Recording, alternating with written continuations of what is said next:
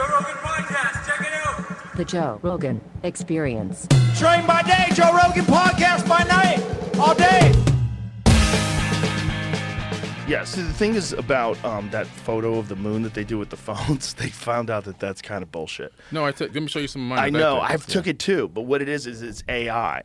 And so what someone did this is AI? Yeah, what someone did online, one of them clever kids, they took a very blurry photo of the moon and they put it on a screen across the room. Okay. And then they zoomed in on it as if it's the moon.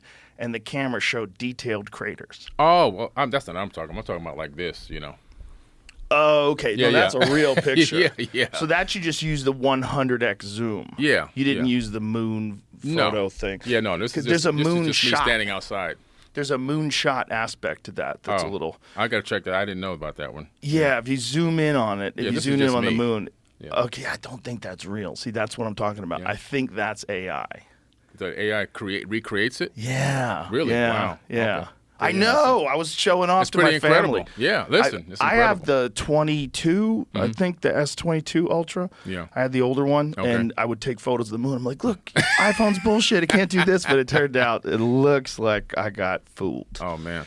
Yeah, because you can't hide stuff like that on the internet, technology stuff. Right, Those right. guys are too good. They know everything. They know everything. Yeah. But we were just talking about the difference. I'm just really thinking about switching to Android. I'm just tired of being trapped. Yeah. And it's just like this resistance. Everybody's like, don't do that. I'm like, oh my God, it's like a mind virus. Like everybody's like culturally locked into having a blue bubble. Well, when you tell them you're going to switch from Apple, then Agent Smith shows up from the Matrix and inhabits their body, and they try to tell you to stop doing it. Don't do it. Like try to convince you not to leave. It's like if you were a Catholic and you said, I'm going to become a Baptist. Right. People would go, don't do it. Right. Don't do it. Like, what are you talking about? Yeah. It's not that much different. I know. It's crazy. It's weird. Yeah. People get weird with everything. They get yeah. weird with their beliefs. They get weird with what they subscribe, what group they attach themselves to. So true. It's so strange. Yeah. And I think this is a good way to segue into like what you do, and because these subjects, so many of these subjects, so many people have like an instantaneous reaction. Yeah. And that instantaneous reaction is, oh, hogwash. Yeah. If this was true, I would already know about it. It would be taught in universities. Yeah. It would all be. But then you find out, like, no one is really just kind of trying to piece stuff together, specifically talking about these ancient tablets, which are, to me, some of the most interesting things about ancient history, particularly what came out of ancient Sumer. Yeah. Ancient Sumer, when you look at their tablets and, like, what are they saying? And why would they dedicate so much time to talking about this stuff? Exactly. Why do they have pictures of enormous people-looking things with like a humanoid with a tail sitting on their lap? Like, what is this? Just fiction? Yeah. Like, why would they detail this? And how do they have a representation of the solar system with the correct amount of planets and relatively the correct order and size? You know, it's not exact, but it's an artistic version of the real thing. Yeah. And how the hell 6,000, 5,000 years ago do they know that? Yeah. And what explanations do we have? Like, what's the conventional explanations when people tried to dismiss what they knew in ancient Sumer? Well, the conventional explanation is always going to the term mythology. They Right. throw mythology around, left and right to cover up the fact that they have no clue or idea. So they turn it into mythology so they can kind of say it's all fantasy and fairy tales, and this is how they express themselves or how they understood the universe. It's all mythology. It's all fake. But in reality, it's not all fake. These people left behind such detailed records and information. It's a time capsule of information on stone tablets for us today to be able to decipher, break down, and understand, and that's what we're here to do now. When you look at these ancient languages like cuneiform, can you read that? Do you know how to read it? Yeah, a small amount of it, yeah. Studying How it does it from work? books that I have bought right off of Amazon. Oh. Yeah, so basically you take a stick. It looks like a stick with a kind of a curved end, right? Almost sharpened. It's called a stylus. And then Just like a stylus for an iPad. Exactly, very similar, right? And then you take a piece of wet clay, and right before it's too wet or too dry, right in the middle stage, you then start wedging, making these incredible lines into the clay, and then from that you get this cuneiform text. So this text literally, some of the letters actually relate to complete ideas. But it's incredible work, and it takes a long time to do. And then you have to let this thing dry, and then it becomes stone. So, if people were supposed to be trying to worry about how they're going to get their next meal, shelter for the night, and all these kind of things, who has time to sit down and write these incredible works of art like the Epic of Gilgamesh, for example? Yeah. So I think they really were writing down, and also they were transcribing information that was given to them by these quote-unquote gods with a lowercase g. So when you're reading things like the Epic of Gilgamesh, the Epic of Gilgamesh, for people who don't know, is one of the oldest versions of a lot of the stories that you hear in the Bible. Very similar to them. There always seems to be a great flood. There's a few heroes. There's angry gods. There's a bunch of stuff going on. And Zecharia Sitchin's work was like the most controversial on the Sumerian text, right? Yes. Because there's a whole website called sitchiniswrong.com. Like people go crazy about him. Yeah. But when he starts talking about it, when you read some of the things that they wrote, and when you see like some of the images that they created, the images that look like the double helix from DNA, and there's a bunch of that now we represent the caduceus, which represents pharmacies and drugs. Like that's the old version of an image of the double helix of DNA, or at least it looks super similar to that. Oh, it definitely is, because it's referenced even in the Egyptian Book of the Dead and other ancient texts. So there's no coincidences here. Now, Zecharia Sitchin, I don't particularly go by his work. Not because it's controversial. I believe he was one of the greatest researchers of all time. And the reason why is because he laid out so much information for us to begin to scratch our head and ask questions. But what I figured out was that by going through the UCLA CDLI online cuneiform digital library, say that fast 10 times, I was able to take stone tablets and decipher them myself. So anyone can go online to the UCLA CDLI online cuneiform digital library and read these stone tablets for themselves. You don't need Zecharia Sitchin. You don't need anyone else. And as I began to break these tablets down, do they have them transcribed, or are you reading the actual tablet? They transcribe them. They actually transcribe them into English for you. Is there controversy as far as, like, are there different versions of the transcription? Like, do some people think it's interpreted differently? Is like some debate about that? Only where it comes to where some of the text is missing. There could be pieces chipped off of tablets. You see that corner missing from that tablet right there in the Epic of Gilgamesh. Just look how wild is that? Yeah. Just how wild is that exists? Yeah. And that this was...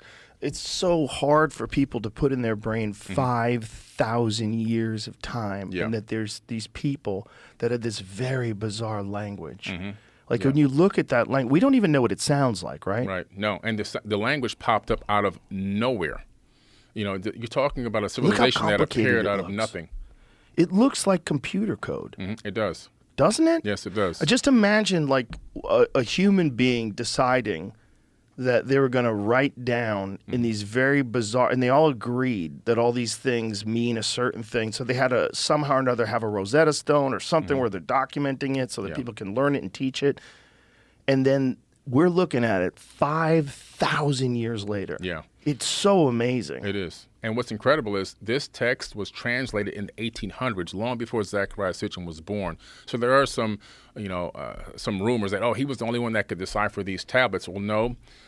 George Smith, who worked as an Assyriologist and wrote many books and deciphered these Sumerian tablets in the 1800s. So we're talking about texts that have been deciphered for a few hundred years, nothing that was just deciphered recently. So what are the first decipherings? Like what year was the first deciphering? It was in 1800. I think around 1850, George Smith. He actually worked at the I believe it was Cambridge.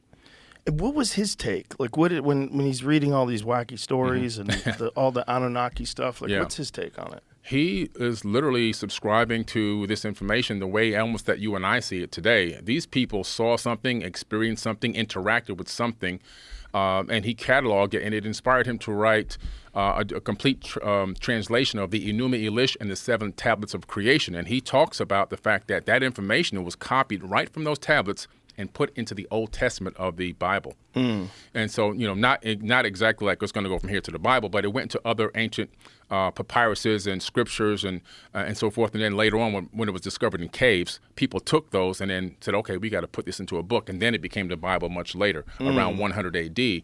But he subscribed to the theory that these people interacted with beings in some way, shape, or form, and that also this information is so incredible that it became part of the biblical text. Did you ever read the Dead Sea Scrolls? Yes, yeah. So the Dead Sea Scrolls, what was it found in? What year was that? It was in Qumran, right? They found It's them in these- Qumran, but I think again this was also, I believe, in the late 1800s or early 1900s. is when they found Yeah. them. So these things are written on animal skins, and this is this is a very old version of those exact same stories, or some of similar stories. Yeah. There's a lot of weirdness in the Dead Sea Scrolls. Like, Yeah. I haven't read it, but is there any references to anything that's similar, like Anunnaki type characters, the Nephilim, or anything like that in the Dead Sea Scrolls? They show up everywhere. In the Dead Sea Scrolls, and the Enuma Elish, and the Epic of Atrahasis. Of course, even in the Bible, they're known as the Anak, A-N-A-K. We were grasshoppers in their eyesight, it says in the biblical text.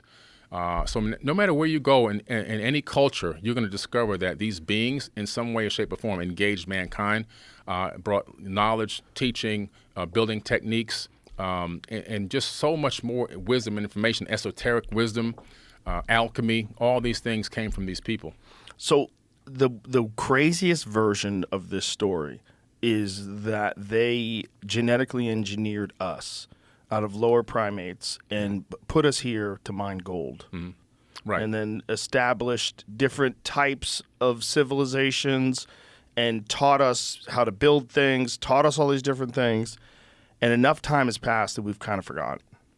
Enough time has passed. That's the wackiest version of it, right? Right. That's the bare bones minimum. Yeah, the wackiest version is they made us, which is we've talked about this a couple of times, but how bizarre it is that human beings have this incredible fascination for gold. We're fascinated with gold. Yeah. This fascination with gold is really weird. Like, why back when it was basically useless? You couldn't make a knife out of it. You Right. couldn't, like it didn't make sense that this would be so valuable. Just because it's rare, you're barely alive. Right. We're going, right? We're going back to full-on hunter and Yeah. gatherer, our ancestors with spears and stone chipped, and then after that, gold emerges, and it stays. Yeah. It stays forever. Yeah. Now, when you read Zecharia Sitchin's book, he talks about this in the 1970s. His description of it was that they needed to suspend gold particles in the atmosphere because their atmosphere was being destroyed. Right. Then you move to like somewhere around the 2000s when climate scientists start proposing this idea of suspending reflective particles in the atmosphere. Right. And then when you realize the unique properties of gold, how unusual it is in terms of like a building material, you can coat things. The reason why things are like coated in gold, silver plated, or gold plated rather, you can take a tiny piece of gold and cover an enormous area with it. It's Yeah. a strange metal. Yeah. Like really weird. And what, the supposed story is, it's very common on Earth, very rare on Nibiru. Right.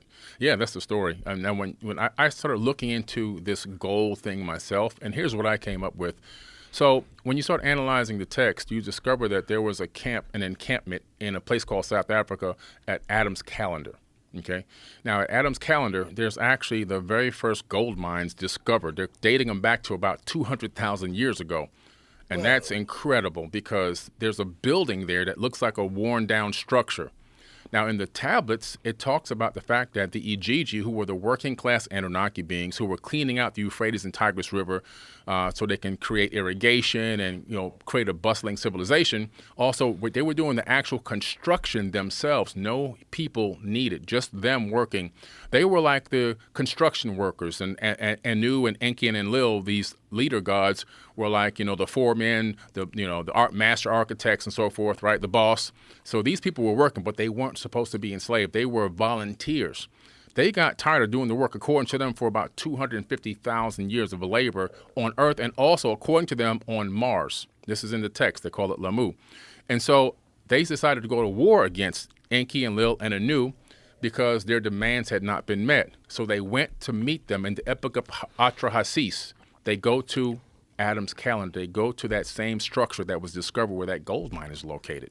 I was like, holy crap, there is some link here to gold. Specifically, exactly, I don't know. But I know if you're an advanced civilization, you need gold. And the people that you have working it for you probably think, it's to adorn or to adorn yourself or in recognition of the gods. So they'll wear it and they'll utilize it, but not for technology. What's crazy is they go to war, they get ready to go to battle, and then Enki says, I have an idea that will stop this war. There's an existing being on this planet, existing, not something that doesn't exist, existing. We can add our essence to it with a slain god. So they're talking about taking the DNA or genetics from one of themselves and mixing it with the DNA of the hominid that was here. It's not specified whether it was, an ape man or anything, but they don't specify in the tablets. But to create a worker being. And they began to do this genetic modification, probably disconnecting some of our DNA, making genetic modifications to us to get us to take orders from them. They inserted something called a worship gene, which was just discovered recently, that human beings have a gene inside of them that can be turned on and turned off. It can be turned off in a laboratory setting. It can also be turned off with a magnetic field around your head. And when it's off, you don't want to worship anything outside of yourself. You look inside. And when it's on, you look to get something from the outside. So this is incredible. They made us worship people. Gene yes. inside of us to make us worship them. Wow, how genius. It's incredible because then you're not a slave anymore. You're doing this for the honor of the gods. And for people who think all this talk is really crazy, I want to put into perspective that we talked about this the other day, that during which war was it where the Soviet Union was experimenting? It was scientists in the Soviet Union, correct? They're experimenting with creating a chimpanzee human being hybrid that they would probably send to war. Yeah. So instead of having regular people, we would make this monster, this freak, ape man, and send him to war and have him crush the enemies. Yeah. It's like it's just how crazy is that? They knew how strong chimps are.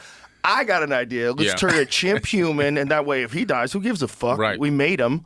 Get him to go to work for us. Yeah. And now if you're a supremely enlightened being, wouldn't you think of human beings with all of our folly and all of our chaos and all of our war and bullshit and the internet and disinformation and misinformation, wouldn't you think of us kind of the same way we would think about that chimp hybrid thing? Yeah. If I was I was the president of Russia, I want my cousins to go to war? No. Or I want to send this freak that I made in a lab? Yeah, and what's interesting, I'm glad you said made in a lab. They had talked briefly in that text about fashioning people. In other words, almost How did like they say it?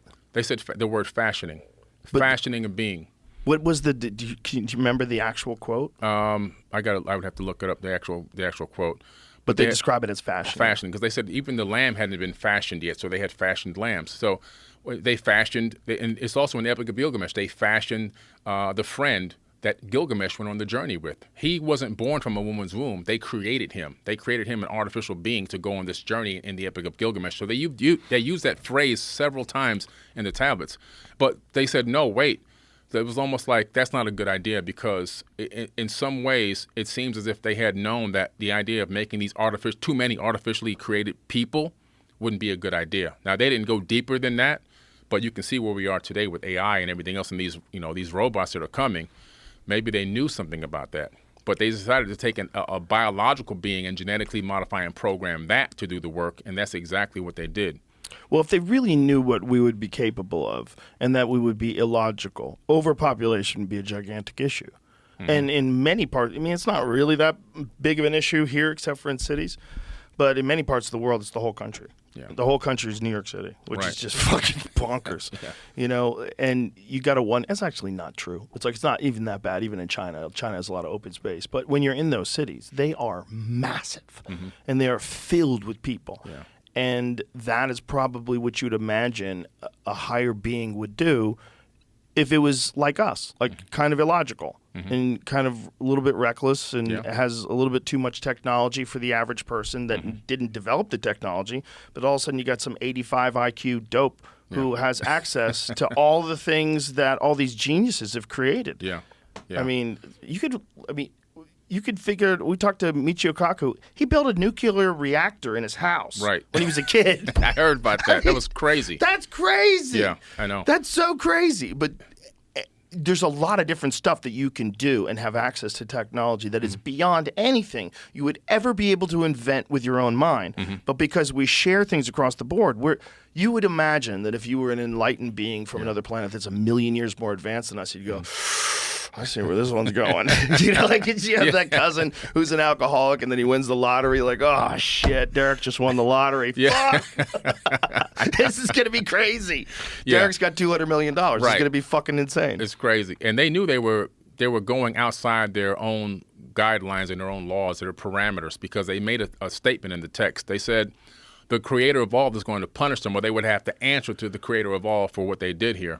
So, and that lets you know they weren't really gods. They knew themselves that they weren't the creator of the universe, but that they masqueraded as gods on this planet. Just like we did when different versions of human civilization would find primitive tribes, like the cargo tribe, cults. The cargo cult that you talked about in your documentary. Yeah. That is so fascinating that during World War II, planes landed on these remote places, and these people built mock planes to show like what the thing was that came to visit them that they thought were like gods. Wild. Do you think that if the Anunnaki are real and if Nibiru really exists and there's another planet with highly intelligent beings that are far more advanced than us, if that's the case, do you think there's more advanced and more, just like we are to chimpanzees, they are to us, and then another race is to them, and then it just keeps going on and on forever until you're God. Absolutely. I believe there's levels to the game, just like there's levels in terms of how we live on this planet. Yeah. We have the first world, second world, third world, just here on Earth. Now, magnify that as a fractal, as a universe as a whole. You have civilizations that are 1 million, 2 million, maybe even 1 billion years ahead. And every universe every civilization progressing within the universe at a specific rate. So you can have beings that have already maybe even shed their corporeal bodies and only exist as beings of energetic light. And then you have everything all the way back down towards us. In the Emerald Tablets of Thoth, he actually says that he has achieved the ability to incarnate at will on and in the plane he desires. He claims to be able to incarnate whenever he wants and even into other dimensions, which is wild. That's next level. Yeah, that's next but level. It does make sense that if we're capable of doing what we're doing, we were talking about your phone, the Samsung Galaxy S24 Ultra with zooms and all this different shit. That's magic to someone just 200 years ago. And if it keeps going and you keep like playing this out as far as possible, it kind of makes sense that there would be levels to the kind of intelligent life that exists in the universe beyond our comprehension. Yeah. Have you talked to Terrence Howard? Do you know his theory about how planets are created? That it's just things ejecting from the sun over billions and billions of years, and that there's a Goldilocks zone where you can create life. Right. And that's where the people are. Yeah. And then as this Goldilocks zone gets, you have to be super technologically proficient in order to control your environment to the extent that you no longer require the sun in order to keep you alive. That kind of makes sense if Nibiru's out there past Pluto. Oh, it makes a lot of sense. It makes shout sense out to Terrence Howard, because I just talked to him a couple hours ago. Oh, okay. Yeah, I mean, so we were talking about wave conjugations and everything. Fucked me up for like 3 days. I left this podcast for 3 days. I was like, God damn. First of all, how the fuck is he so smart? Like, how would you ever imagine that a dude who's an actor on a television show or in a movie is that smart? Like freaky smart. Right. But his theory about the creation of planets, I was like, oh, that makes sense. Oh, it makes a lot of sense. We watch stuff fly off the sun all the time. And if this matter over time would coalesce and become a planet. Yeah, it creates an accretion disk, and everything in space creates accretion disks. So once that What is that word, accretion disk? Accretion, yeah, what does that mean? Disk. So once you have a certain amount of mass in space, it instantaneously, on its own, wants to create this circular, like the shape of our Milky Way galaxy, wants to start circling and swerving around itself. And then as it does that, it begins to create friction. And as that friction increases, the matter begins to collapse in towards each other, all right, based on its own energy. And then it forms a ball. And that then builds and attracts more mass until it builds into a moon or a planet or whatever. What do you do when you encounter flat Earth people? Oh man, I just try to be quiet. I just tell them, look, it's not my thing. You know, I remember Flat Earth Society offered me money years and years ago, and I was like, no, I don't believe the Earth is flat. I'm not getting involved with this. And they really attacked me hard, death threats and everything else. They get very upset. Yeah. I do not understand. I just think it's people committing to an idea. Yeah. It just doesn't make sense. Well, it's a religion now. They turned it into a religion. Anytime that people can attack you so brutally over that. I mean, I'm on live talking about quantum physics, and they're in the chat. The Earth is flat. The Earth is. I mean, so that's like. I mean, one guy. I'm fascinated by it because it's interesting. Because it's the ultimate conspiracy theory. Yeah. The ultimate conspiracy theory is that we are all on a set, and that the Earth is flat. It's a disc. There's a wall. The government's aware of it. They won't let you pass a certain distance. Yeah, there's ice walls. Yeah. And that space is just lights in the sky. Right. That's it. And the sun is a bulb, and all this kind of stuff. It's wild. And it's attached to a version of Christianity, which is very interesting. It is. It's tied into Christianity, the 6,000-year-old theme. The Earth is only 6,000 years old. The reason why people think the Earth is 6,000 years old is because most of the tablets are 6,000 years old, and the Bible was written from the information that came from tablets. So that's as far back as anybody's quote-unquote knowledge seems to extend. That's where the 6,000-year-old theory comes from. But they've taken that thing and turned it into a religion. I remember one guy DM'd me, and he was going off and telling me he was going to shoot me in the head and all this stuff. And I said, let me ask you a question. If there's no atmosphere, then what are you breathing right now? He goes, what do you mean? Well, I'm breathing oxygen. I said, well, that's a gas. Gas doesn't exist. I said, well, then you should be dead then because you're breathing a gas. I said, what else are you inhaling when you breathe? He goes, oxygen. I said, well, no, you're breathing in, helium, krypton, mostly all nitrogen. Nitrogen. I said, you're breathing in all these other gases. Oxygen is only around 21% of that. Otherwise, you'd be dead. So he couldn't tell. I said, did you graduate from high school? He said, no. I said, I stopped talking. So that's when I realized, don't waste your energy on these people. Well, there's a lot of dudes, unfortunately, who just get on YouTube and they listen to very charismatic people talk that don't know what they're talking about, which I do all the time. But they do it in a way where they pretend they know something is true that's not true. Yeah. And people get sucked into it. I know. And I just don't understand why you would think that Earth is the only one out of all these things that we've observed that's flat. Yeah. It just doesn't make any sense. And I think this is respectfully to all these people that believe that. I think it's a giant waste of time. It is. I think concentrating on the shape of the Earth, even if it was flat, who fucking cares? It means nothing. Look at what's going on out there. Yeah. It would be kind of crazy if it was flat. That would kind of like bolster the idea that we're the shit Right. and that we're just so much more powerful and advanced and special than everything else in the universe because we're the only ones that exist on a flat plane. Right. But the whole thing is just so insane. Yeah. Just what we know about the physical universe itself and about atoms and just what we know about all the matter that exists in our lives is insane. Yeah, it's insane. I mean, obviously they haven't tapped into even forget quantum. Standard physics. They don't comprehend it. And so because of that, they're lost. I mean, satellites don't exist, obviously, to them. So That's a kooky one. I remember Hurricane satellites Maria. don't exist. That's a kooky one. Like, bro, you can watch them. I mean, it's crazy. Hurricane Maria comes and destroys the Caribbean, and I unfortunately had some loved ones that were involved in that. And I posted a picture of the hurricane because I was raising money for hurricane supplies, and they were commenting and attacking. That's a fake image. It doesn't exist. I'm like, wow. Let me ask you this: how much of that is bullshit? Like, how much of that is government, either entities from other foreign governments, where they jump into these subjects to make people seem really stupid. Yeah. And when people say something really stupid, if they have one of the things they like to do is put a foreign flag, like an American flag rather, in their little their profile. They always have that. Yeah. And they're just saying that dumb as shit. Yeah. And I'm going, I don't know if this is a real person. I think it's not. I think it's one of those things that's designed to muddy up any discourse about anything. Yeah, it's a psyop. I'm telling you, I told people a long time ago this whole flat Earth thing was a CIA psyop.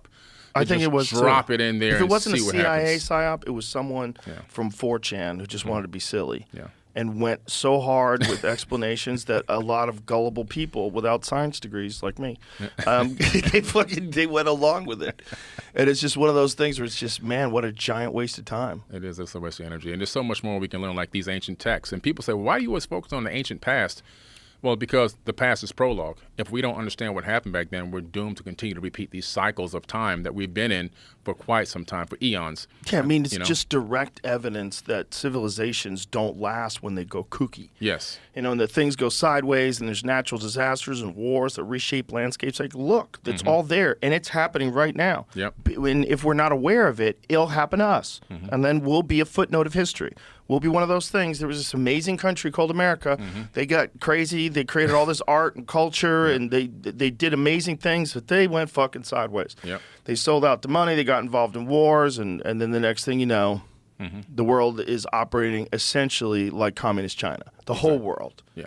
And that's possible too, kids. Yeah. All right, you got to fight for this because Yeah. whatever this thing is that we have, this is like super fucking unique. But if you don't want to look at the past, if you're not fascinated by ancient structures, if you're not fascinated by what kind of technology and knowledge did they have 4,500 plus years ago to make the pyramids? Right. Who are these people? Exactly. What were they doing? Yeah. How did they do that? And what was that thing? Was that a power plant? Right. I mean, I know you know that Oh, yeah. theory. That is Absolutely. a Yeah. crazy theory that Yeah. it sounds completely wackadoo. But then when you have it laid out to you, Christopher, what's his last name? Dunn. Christopher Dunn. I Christopher just had him Dunn. on my podcast a few weeks ago. I just had him a couple weeks ago too. I Yeah. just had a brain fart. Yeah. His depiction of the mechanisms that would be involved in turning this giant structure into some sort of a power plant. You hear about it, you go, wait a minute, Yeah. whoa. Yeah, it makes a lot of sense. And him and I have very similar theories on how the power generation occurred. And I believe that the Nile, when it used to run up close to the pyramids, and the water would run underneath the pyramid, and that would create something called physiostatic electricity as it ran underneath that magnetized crystal granite. Those ions would pour up into the chamber, move up the grand gallery where there used to be resonating rods, where you can see the slots where the rods used to be. They're removed now, but the slots are still there. Then it would be pushed into the king's chamber where it would be amplified and some type of fusion would take place, then forced up through the apex, and then the crystal granite obelisks around the region would capture that ambient wireless electricity. And then if you had something called a JED, which looks like a Tesla coil, you can capture that energy and you can transfer it into a device for gold electroplating, for any other electrical tools you need, like some of the tools they had to have used to create some of these incredible works of art. We can see the tool marks, so we know they had the tools. But they had wireless electricity way back then. That's insane.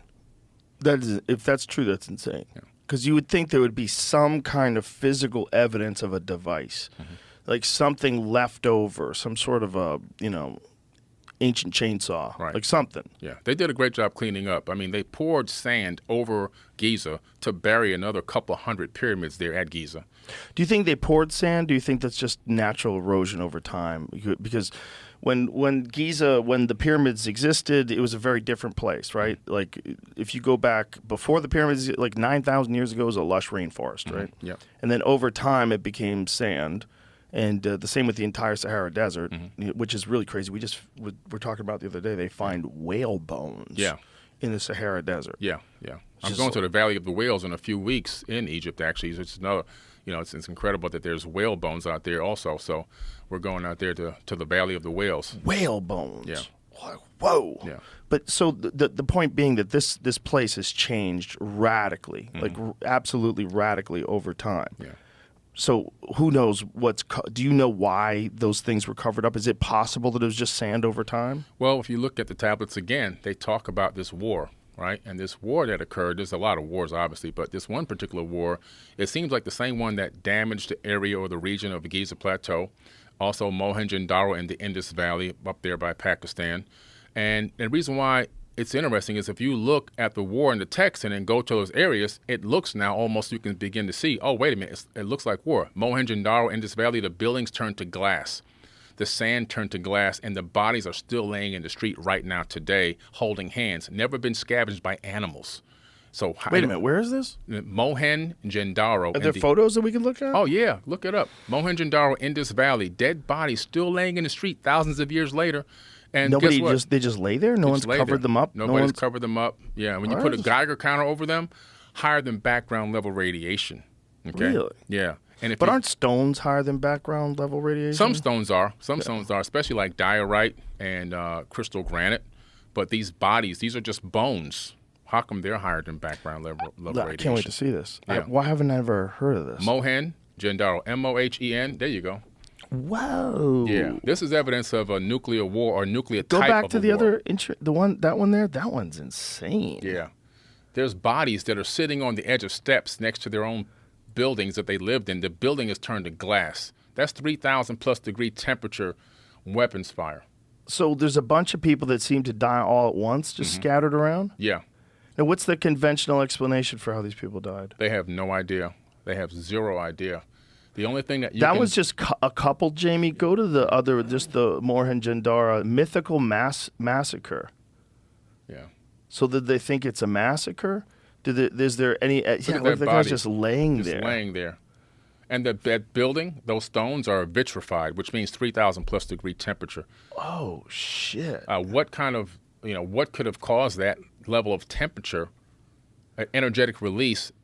Well, it could have been a low atmosphere asteroid, It could have been. I It mean, could have just been. like- That's possible. Tunguska. Yeah, it could have been a lot, but then their bones would have been splattered apart and broken up into pieces. Good call. Yeah, Yeah. that's a good call. Yeah, because they don't Because- seem to be broken apart. No, they're not broken apart. Right. That impact would have shattered the bones and spread them out over a great Right, distance. but without impact, even if you just look at the one that burst in the atmosphere in Tunguska, it just flattened trees. Flattened everything. For, all the I trees. think it's some insane, like 1,000,000 acres or something crazy. Yeah, it's incredible. So How those big was bodies the would have been there. Tunguska explosion? That one's, yeah, so those bodies would be toast They'd be because the toast. trees were Yeah. ripped apart. The buildings would have been flattened. The legs would have flown off. Right. There's no way they would just be laying there like that. That's Exactly. interesting. And they don't seem to be like chopped up. No. Did they have any evidence of stab wounds or anything on them? They don't have any evidence of any injury, of any kind of attack or any cutting or like swords or anything. They just all got cooked. Right. And then in the tablets it says that the evil wind moved over the land after they released these weapons. And then Enki goes to his father. Enki goes to his father Anu and says, "Hey, can you stop the evil wind?" Because he had fallen in love with some people, and down there. And he's like, "There's nothing I can do." He said, "Get in your sky ship and forebode." That means get the hell out of here. And he said the people's hair was falling out, their eyes were bleeding, their nose were bleeding, their fingernails were curling off. That sounds like radiation sickness. So do you think it's radiation sickness that did this to all these people, or was it an impact that did this to all these people? Nobody knows. Nobody but, knows. But they're not blown apart. Right. They're That's not the blown thing. apart. It seems like whatever struck or whatever energetic weapon it was, if it could have been might not have been a weapon. Whatever it was, it seems like that shock wave reached them at some point, and whatever was in that wave, Just killed everybody. that's what it did. Yeah. And they just don't know what it is. So how does a conventional archaeologist describe it? Do they just say it's a massacre? They just call it a mythical massacre, and they stay away from it. When you look in the other texts, the Mahabharata and the Bhagavad Gita, you find out about these wars also. They're recorded. They have weapons called the Brahma-astra and the Brahmahanda weapon, and these weapons, what they describe them as doing, duplicate what you saw there. How do they describe them? They describe them as weapons that once released can't be revolted or can't be turned back, and that they will obliterate any area, any city. And they say that one of the weapons can destroy any man on 3 worlds.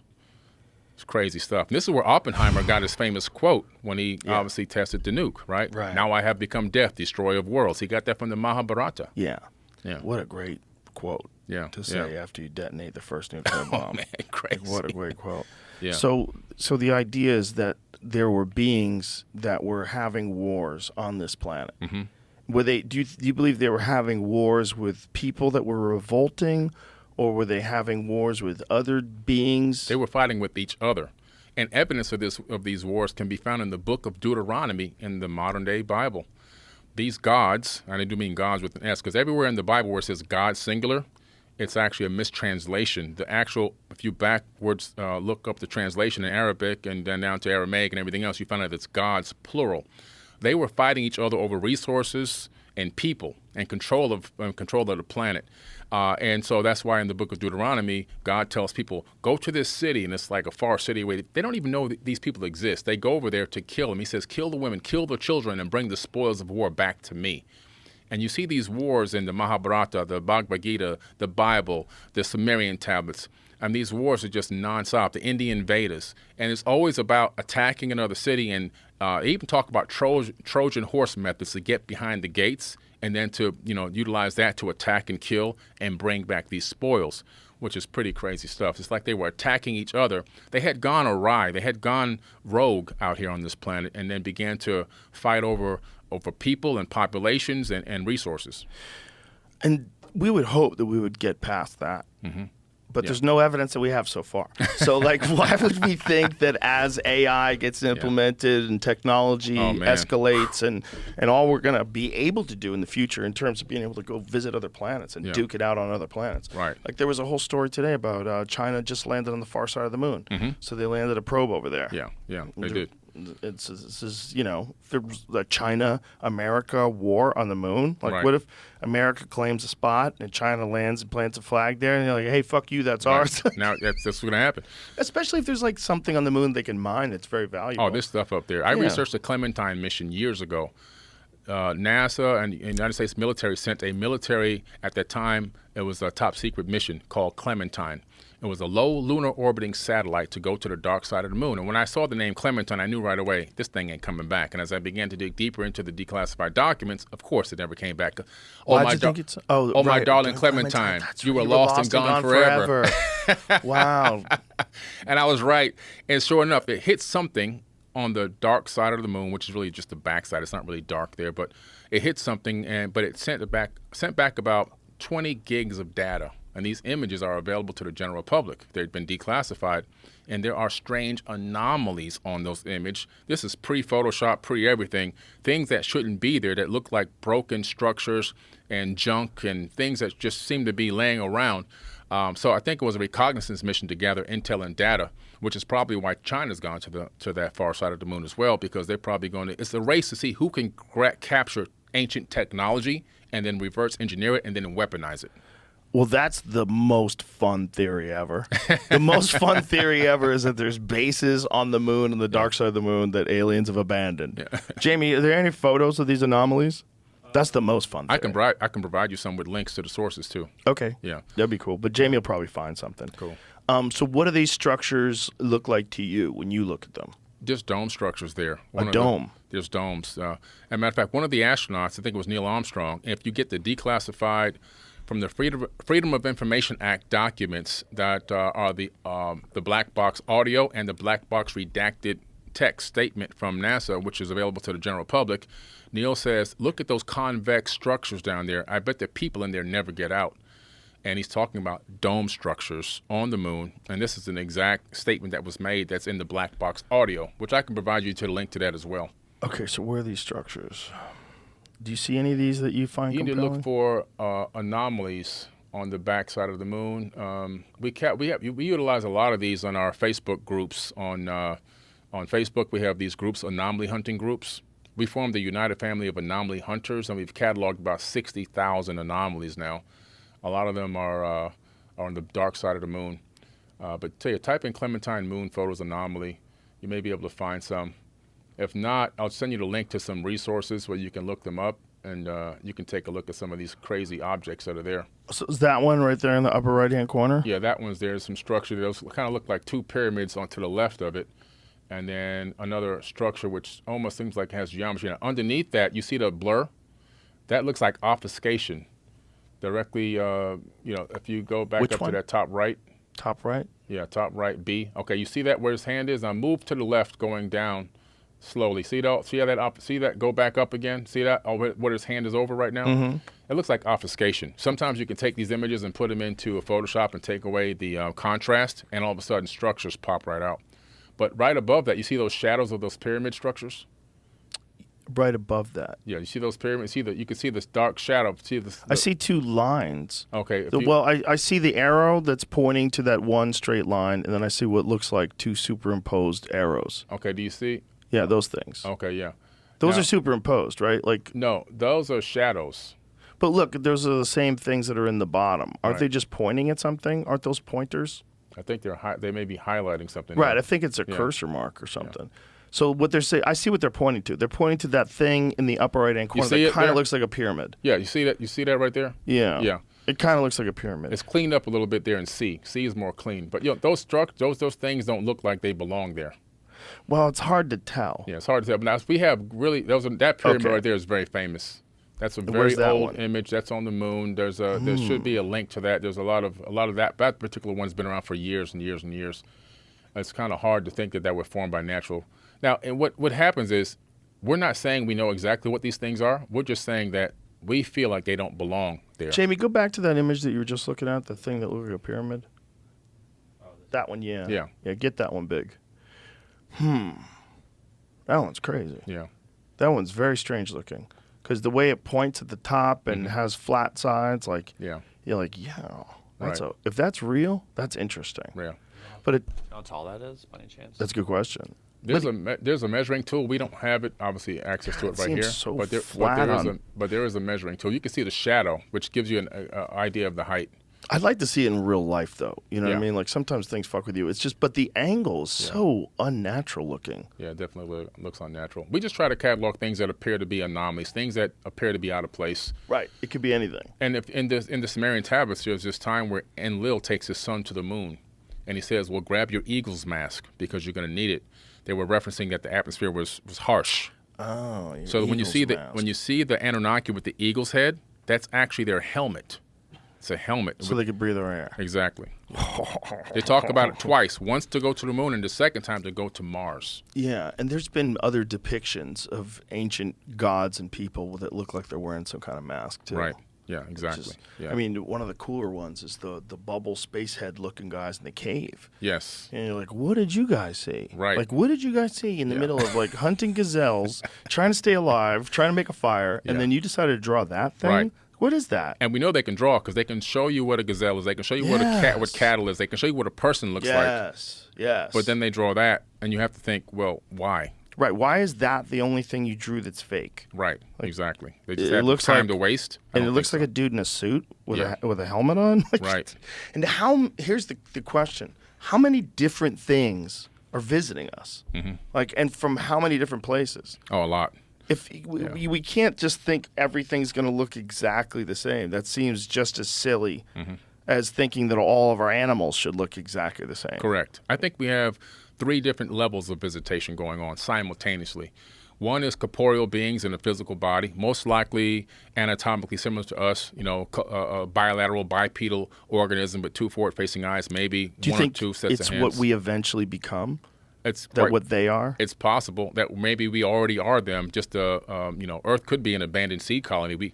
Every culture that I've talked to indigenously around the planet all say they were seeded on this planet by Pleiadians or other beings, star brothers in various different places. So Like the it's pretty Dogons. interesting. Like the Dogons, the Nomo, the Hopi, and the Lakota tribe, the Star Brothers. The Aboriginal elders say that they were seeded here by Pleiadians. All of a sudden, why is everybody having the same story that we were brought here? We could be genetically, I don't believe we're even from Earth, to be quite honest with you. Our circadian rhythm doesn't even match Earth's rotation on its axis. We're slightly off. It's actually better tuned to Mars' orbit on its rotation on its own axis than What do it you is mean? Earth. How's that work? The circadian rhythm of a human body, the wake and sleep cycle, is actually more tuned to Mars' rotation on its own axis. A Mars day versus an Earth day, which is pretty weird that we aren't synced to our own planet after all these thousands, Is that maybe the hundreds same of as our thousands of years. circadian Rhythm, right? So how do they calculate it's more tuned to Mars? Like, how does that work? Well, it's just they geneticists and scientists discovered that our perfect wake and sleep cycle is more tuned to Mars' rotation on its axis, which is about 23 and something minute hours, and versus Earth being 24 hours. And so they said, wow, this is incredible. And the more they tested it and the more they studied it, they realized we're more tuned to the Mars than we are to Earth, which is pretty strange. Well, we are weird. We accept shit like leap year. Right. Like, what kind of whack calendar do you have where They just make up stuff. if some years the month is longer? What I the know. fuck are you doing? Like, I know. For make a what? better calendar. Isn't there a better calendar? Yeah. Shouldn't there be like a digital calendar that represents exactly what's going on and not go January, February? Come on, get the fuck out of here. I know it's it's so pretty, dumb. pretty bizarre. But you know what's interesting? If you want to say, oh, human beings could be aliens, well, actually, every person on this planet is an alien. Even our planet itself is an alien. Scientists just discovered something interesting. I've never talked about this yet on the podcast, and you guys can look this up. So our Milky Way galaxy is pretty interesting because it's absorbing another galaxy at this exact moment called the Sagittarius Dwarf Galaxy. Not the Sagittarius constellation. That's something totally different. We are absorbing the Sagittarius Dwarf Galaxy at this exact moment. People thought for all these decades, looking, or even hundreds of years, looking up in the night sky, seeing that swath of stars going across, oh, that's the Milky Way. Guess what? We've been wrong the whole time. This is now being taught in universities in astrophysics. So what you're looking at the absorption or the merging of the Sagittarius with the Milky Way galaxy. And the exact point where it merges and drops into the Milky Way is right where our solar system is located, which would explain the rogue planets that we know that are out there. There's millions of rogue planets that have no sun that are just floating free around. There's planets and solar systems that are orbiting far beyond the orbit of Pluto in our inner Oort cloud, admitted by astronomers now, that there's other solar systems within this inner Oort cloud area orbiting our sun every 4,200 years. So all of a sudden, that's Corey Powell, the astronomer at Discovery magazine, by the way, who said that. So this is pretty interesting. We're talking about the fact that our solar system itself is an implant into the Milky Way, that we come from Sagittarius. We're not even part of the Milky Way galaxy. Whoa. Okay. So when they're looking at our own solar system, they have an understanding that there's a thing called the Kuiper Belt. It's out there, and there's so many objects in there that are small, and that's one of the reasons why they decided to declassify Pluto as a planet, because there's other objects real similar in size. Maki and all those other planets. But they think there's something large out there. They think there's something large out there that they haven't yet identified because of the way that gravity is responding. Like, what is the reason for it? Well, what happens is they discovered that in some way, millions of years ago, something moved through our solar system and captured its own weird orbit around our sun. And what's crazy is the evidence is in our solar system. So Saturn and Neptune switched locations because of a gravitational field. Uranus has flipped on its side and orbits its equator is orbiting north and south, not east and west. And they know that it got hit. Like it got hit, or something gravitationally just tugged at it so hard that it flipped sideways. And it never stops. Never stopped. And it moved through our solar system way out beyond the orbit of Pluto, and this thing captured its own orbit. This is in the Enuma Elish in the Seven Tablets of Creation. This exact process that's been described now by astrophysicists and astronomers is in ancient text that we can read and we can see, oh my God, this is exactly what this text is saying. It's talking about the creation of our solar system. It even talks about the creation of Earth in that text. So it says that when Marduk, a.k.a. Nibiru, a moon of Nibiru, crashed into Tiamat, it broke into pieces and became the hammered bracelet. That's the asteroid belt.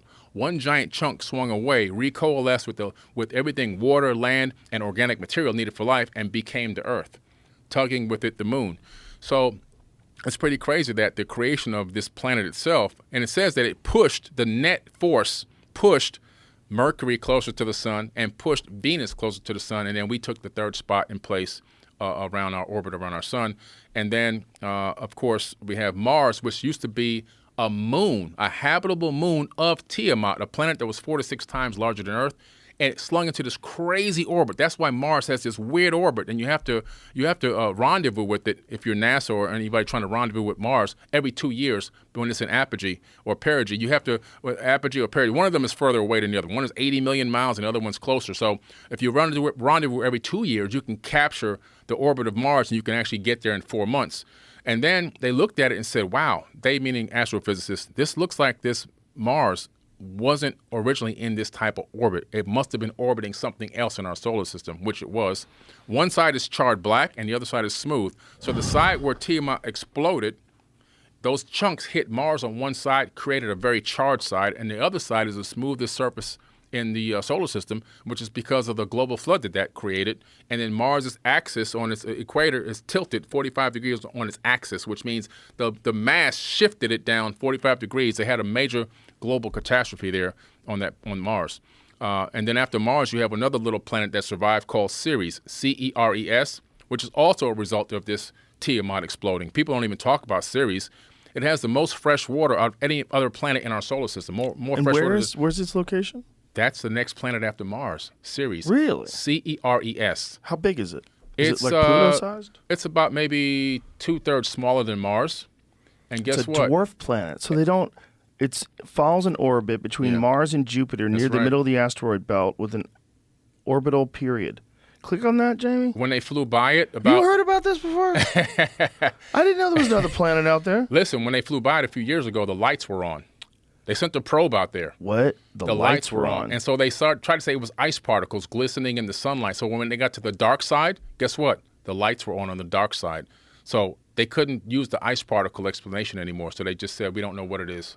What? Ceres' small size means that even at its brightest, it's too dim to be seen by the naked eye, except under extremely dark skies. Its apparent magnitude ranges from 6.7 to 9.3, peaking in opposition when it's closest to Earth. Once every 15 to 16 months, and how do you say that word? Synodic? I don't know where you're at now. 16th month synodic period. Do you know? Oh, yeah, synodic. Yeah. Synodic period.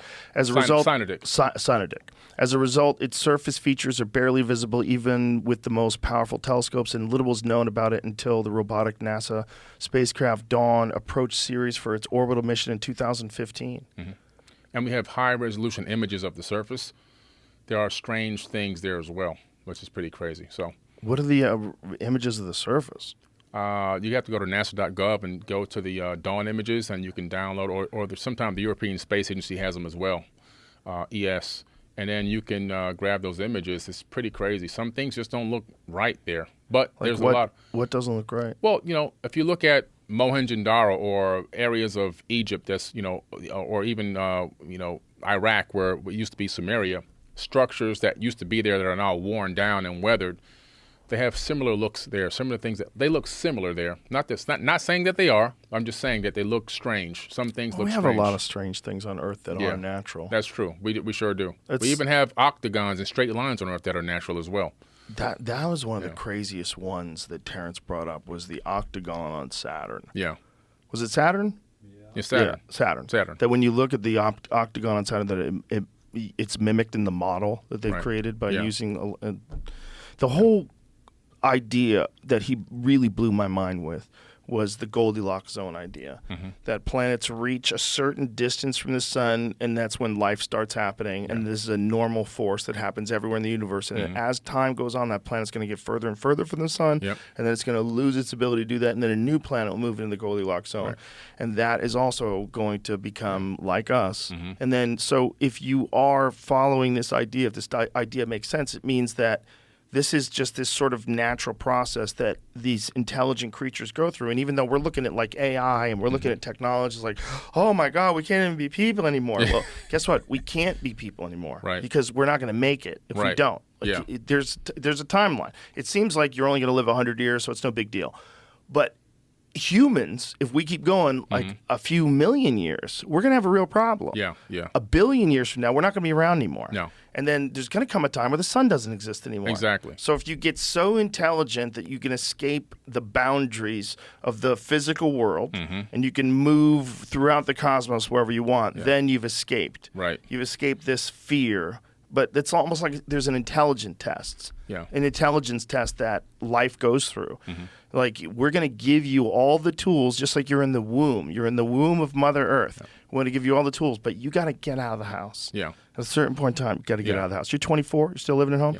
Get the fuck out of the house. They're waiting for us to grow up. This what human beings are like babies right now as a civilization trying to learn how to walk.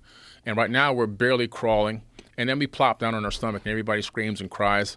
But we're getting to the point eventually where we'll go to the edge of a table and pull ourselves up. And then we'll take a couple of steps and then we'll fall again. Everybody will think it's all over. Oh my God, we were doing so good, and it collapsed again. But no, that's just a fall. The baby will pull itself back up. It'll cry less and it'll take more steps until it falls again, until it can get this controlled fall. And that's the definition of walking, controlling your fall. So we're in that process now. Like you said, this is a proving ground for us to be able to develop consciously, spiritually, ascend to higher levels. And eventually, I'm pretty optimistic for mankind that we will get through this period. Well, that's a beautiful thing to hear. I love when people are optimistic, because I'm always like, I don't know which way to go. I tend to be optimistic. Well, it proves what these ancient beings were doing. They were creating breakaway civilizations throughout the entire Milky Way galaxy because of what you just said. The fact that, planets won't be habitable forever. Even Earth. Let's say Earth never moved and stayed right where it's at in the Goldilocks zone. We're going to lose our control over the weather because the moon is moving away at a few centimeters every single year. And as the moon backs off of Earth, our weather patterns are going to get more hectic and chaotic, and the wobble is going to be uncontrollable to the point where life won't be able to exist. Not our kind of life won't be able to exist on this planet. So just losing the moon alone in a few million years is going to destroy us. So we have to create breakaway civilizations. We have to get out of here, which is what all these other advanced civilizations in these ancient texts have done. Well, it only makes sense if Terrence is correct about this idea of the Goldilocks zone. It only makes sense. And if there are other planets somewhere in another galaxy or ours that have the same exact sort of features, water, the same temperature, the same mixture of amino acids and whatever the hell else is here that makes life, and then it happens there too. It just makes sense that some places are going to be more stable, so they're going to have less natural disasters, so like people will evolve faster and longer, they'll exist longer. But then, there's the argument that the natural disasters are actually good because the natural disasters knock us back down if we're about to destroy everything, knock us back down to some much more primitive version of ourselves, and then we have to rebuild society again over thousands of years, which to the universe is the blink of an eye. That's a blink of an eye. You're right. That's exactly what happened in the Emerald Tablets. 36,000 years ago, Thoth he arrives in this place called the land of Kem, ancient Kemet, before it was known as Egypt. His father sent him on a mission to rebuild civilization back up to a high level, meaning that it already was at a high level prior to this flood situation. And he says he gets into the great ship of the master and he takes off into the sky until the earth disappears. And then he goes to the plane appointed and he sees beneath him the children of the land of Kem. And he descends down. He doesn't sail in. He descends down. And when the ship lands, he opens his doors and he comes out with his crew. And he says the barbarians came at him to attack him with cudgels and spears. He says, I raised my staff and sent out a ray of vibrations, stopping him still as fragments of stone of the mountain. So he had a stun gun. He had a weapon that was, not lethal, non-lethal weapon that can freeze you in your tracks. And we have something just like that now in the military called the active denial system. They can send a beam at a crowd coming to attack and make them stop still right in their tracks. They can make you feel like you're on fire, make you feel like you want to vomit. They can even put voices in your head. And they can make you be in extreme pain. It's called the active denial system. So he's talking about technology back then that we have right now. Dude, go look up that. Because do you think that's what that Havana syndrome thing is? It's possible, man. This thing, if you put it above, like in the sky and aim it at an area and it beam spreads a little bit, you can create mass illness, mass sickness, mass hysteria. You can have everyone running around thinking that they've got somebody talking to them and commanding them to do certain things. It's out of control. This weapon can be fully weaponized in a lethal way, in a way that can make people become psychotic. You can make somebody think they're burning it on fire. Whoa. Active denial system demo. Can we listen to what this guy's saying? It can deter individuals on a military perimeter all the way up to a riotous crowd, all without permanent harm. It only penetrates 1/64 of an inch of your skin. Goes very shallow into where your nerve receptors are. They can't take the pain. There's no permanent injury caused by it. So what does it do to them? You send a frequency, a beam of frequency, just like Thoth says in the Emerald Tablets. I put this in my book because it's important. Any of the guests volunteer to test out its effectiveness and safety, including the Assistant Commandant of the Marine Corps. Wow, he said Sergeant fuck Major it. of the Marine Corps, He said and fuck it. Assistant Secretary of the Navy. Most described it as feeling like a hot oven or grill being opened up. It is something that... Wow. So that's what he used on them thousands of years ago. Holy shit. video's Or from something like 2012. Something like 2012? Yeah. Oh, now they turned you into a statue. Actually, statue. Absolutely. No, now it's over. And Medusa. Yeah. Medusa. Yeah. Holy shit. Same type of technology. What do you think Medusa was? Frequency technology. Imagine that. Imagine that story. We always thought that was just some crazy story. Yeah. But imagine there's a technology back then that can actually turn you into stone. Right. Now that we know that people can do things like that, and then we would imagine 1,000 years of evolution, 10,000, 500,000, whatever these people are, whatever these things are that have the ability. It's kind of disappointing that they're still waging war, though. I got to tell you that. Yeah, it's crazy. That's a bummer. That's a real archaic mindset. We have to find a way to rise above. This is why we need to understand exactly what happened and how do we overcome what's been embedded into our epigenetic memories, because we're suffering from epigenetic mental hysteria. which is psychosis, and this war psychosis. We've been programmed as human beings to have consumption and fighting and competition over collaboration. Yeah. Everything is designed to keep us separate. Divide and conquer is the main mission, and it works so well for so many thousands of years. And this divide and conquer tactic that's been burnt into our DNA and our code has put us in a situation where we are not advancing as we should be. We're getting now this technology leaked out to us. And yes, that's advancing pretty fast, but consciously and spiritually, it's holding us back. Because everyone's putting themselves in boxes and saying, I'm a part of this thing and I'm a part of that thing, and then we don't work together. No, that's such an important point, and it needs to be drilled into people's heads. Yeah. We're distracting ourselves by getting involved in these stupid arguments over stupid things when there's really important issues with the world. And those aren't being addressed. And one of the big ones is, how do you stop people from killing each other? How do you stop war? How do we stop this insane practice of having groups of people go up against groups of people they've never even met and killing them? Exactly. And then we're all okay with this. We talk about how this is normal and this has to be done, and war is ugly and it's unfortunate, but we have to do it. Okay, are you fucking sure? Who's pulling the strings here? People with $10,000 suits that don't get on the front line. Yeah. They send poor kids and young men and women to die. Yeah. And they exactly. And it's all about money. It's all about money. And Smedley Butler wrote about it in 1933. War's a racket. Yeah. And that's right. You read that. Read that from 1933, folks. And this was a general who – was he a general? He was general. What was his rank? Yeah. General. Who was retiring, and he wrote this piece about how he thought he was preserving democracy. He was really just making the place safe for bankers. And it's an ugly business that Eisenhower tried to warn us about in his leaving from office speech. That's right. When he stepped down, or when he was no longer the president, he left office and gave a speech about warning about the military-industrial complex and its influence. He sure did. And I don't think they knew back then that people would be able to have YouTube and just watch that. Yeah. And if that's how they did it back then, imagine how good they are at it now. Oh, man, they're masters at neuroscience. Applying neuroscience to the general population, they are masters at it. And they know how to get into the psyche of a human being, and they know how to turn us against each other while they themselves chop it all up. Like I always say, there is no Democrat or Republican. It doesn't exist. The only thing that exists is a group of elite oligarchs that torture men, women, and children worldwide. That exists. They capitalize and monetize us, and they put their boot on our neck. But to think that there's left wing and a right wing, I think it's the same bird.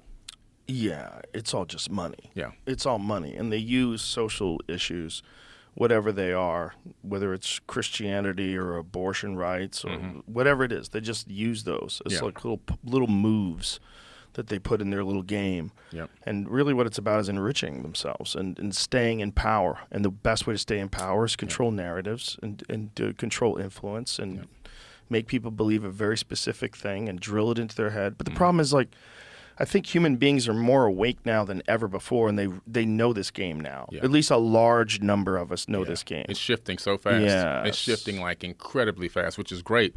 How old are you, Billy? I'll be 53 in September. You look great. Thanks, man. So you and I are basically close to the same age. I'm 56. Yeah. And when we were kids, this version of the world was never discussed. You'd have to be a complete kook to think that money is why wars are started. Oh, come on. No one would ever do that. Right. You would be a complete kook to think that the pharmaceutical drug companies lie about their drugs. What are you talking about? They can't do that. They would be arrested. Yeah. You'd be a kook. Yeah. And now, especially after the pandemic, that's how everybody feels. And watching these wars go on between Ukraine and Russia and Palestine and Israel, you're like, what the fuck is going on? In the 21st century, this is still happening right now. In large scale. And people are having debate over the acceptable amount of numbers of women and children that are allowed to die in a war. Right. It's insane. It's insanity. Insane. Earth is, partly is a giant mental facility. Mental health is a major issue on this planet. Yeah. When a person can look at someone and say they deserve to die because of their beliefs or their non-belief, that's a major problem. That's a sign of mental illness. It's also a sign of a spoiled child. It's almost like we skipped the line, right? We didn't really we didn't pay our dues to become people. Yeah. We got turned into people. Yeah. You know, like You're right. Because if anthropologists are looking at chimpanzees now, and they're looking at them and saying they're entering into the Stone Age. Yeah. Like they're using tools now. Now, if you watch that same chimpanzee and you went a few million years in the future, who knows what it looks like? Probably looks like an upward-looking human that has much more intricate tools. Or who knows if it's created stone weapons, structures, houses. They may develop a language. True. You could watch chimpanzees over the course of evolution, but that's too slow. Yeah. And so if you were another highly intelligent being from another planet, you're like, look, they're going to get there. We'll give them a little something. push. Give them a little something. And the evidence of that is Give in 'em a little in trust fund. tablets called the Myth of Adapa, which means first man. The Myth of Adapa, an ancient Sumerian text. It's a tablet. And in this tablet, you can buy the book Myth of Adapa on Amazon. You can read it for yourself, completely translated. And translated by scholars, by the way. And it's talking about the fact that according to the Anunnaki, human beings were created in a way that genetically we were supposed to become more superior than them. They didn't know this was going to happen. And Lil was angry at his brother Enki because Enki put a little extra in the sauce. Yeah, a little Really? extra. And he said that the mysteries to unlock the secrets of the universe is hidden within our bodies, and that we ourselves can rise to be even higher than them. This was a major thing to be putting into text like this. Now, who sits around How do they and writes this? That sounds insane. Yeah. How do they specifically describe that? They describe it just like that. It says that human beings, or man, we call man, Adapa was created to be even higher than us, and that all the secrets of the universe, the mysteries, are within our body. And I believe that because when I started studying DNA, that took me into a whole DNA study. I discovered this scientist called George Church. And he created this ebook that he was able to take from a digital format, and he was able to download it onto 1 gram of DNA, a digital book. He converted it from ACs, T's, and G's into from zeros and ones. He converted it from zeros and ones into ACs, T's, and G's. Read, write, put it on the DNA. Then he said, wow, this is incredible. DNA can store information in a volume. Then he said, okay, this is what we're going to do. Let's replicate this book. So he replicated the book 80 billion times on 1 gram of DNA. And this is not just a regular ebook. This book had graphics and images and everything else in it. So then he said, let's see if we can get it back. So he created a read-write again. He converted it from ACs, T's, and G's back to zeros and ones and uploaded it back to the server. So now he knows that DNA can upload and download information. Crazy. Whoa. So now they said, okay, well, how much data can be stored on 1 drop? Over 433 petabytes of data. A petabyte is 1,000 terabytes. What an unfortunate name. I know, right? I know, that's a crazy name. I was like, why'd y'all name it this? Petabyte. But anyway. Yeah, so That's so they insane. said, now they discovered recently on holmium atoms, scientists have now written information, data onto an individual holmium atom. And they discovered that we can store information. They can read, write directly onto the surface of an actual atom. Oh, my Now, God. think about that for a second. Oh, my God. So they're saying that a human body can store 13.5 billion years or roughly of data, which is roughly around the time they believe the universe probably exists. So that Myth of Adapa text could be accurate. The secrets of the universe is probably encoded into our body because we're just recycled atoms. Right. And then as we evolve technologically and biologically, we develop a higher and higher ability to access that information. Exactly. That's exactly what it is. The longer we go, the more we're able to tap into this information, tap into who we truly are. We'll begin to walk in our power, look inside, go to inner space, not outer space. We'll begin to tap into this. And they discovered now that junk DNA is no longer junk. They're taking the term junk off of it, that it really has function. It always had function. It was never junk. That's just a word to keep us programmed into thinking that we're junk. Well, I think it was a way for them to explain something that they couldn't explain. Right. But when you use the word junk, if you It's a weird word if you to understand use for- affirmations, you know, I would never call myself junk. So that's a weird way to do it. But now they're finding out that's and again in the Myth of Adapa, it's saying that we're going to tap into this. So I believe that all of our innate abilities that we used to have are going to start to come back over time. like accessing Earth's magnetic field with the magnetite crystals in our brains. We all have billions of magnetite crystals in our brains, and they put a guy into a laboratory, and they put a giant bar magnet and moved it around the room, and they put an EEG cap on him and a scanner, and they saw that they were orienting themselves to the magnetic field. So we still have the ability to navigate magnetic fields. We just don't even know it. We're unaware of it. Well, we know it exists in animals. Yeah. So we have it in our body as well. So all these things are going to begin to come back. There's so little true understanding of like how birds migrate, like how they all know when to do it, what is calling them, what a very specific direction. Are they using landmarks on the ground? Are they just using some sort of a magnetic field? Are they just tuned in to where the North Pole is? And what are they doing? Yeah. How are they doing it? Incredible. What is the organ that's Right. allowing them to do it? Yeah.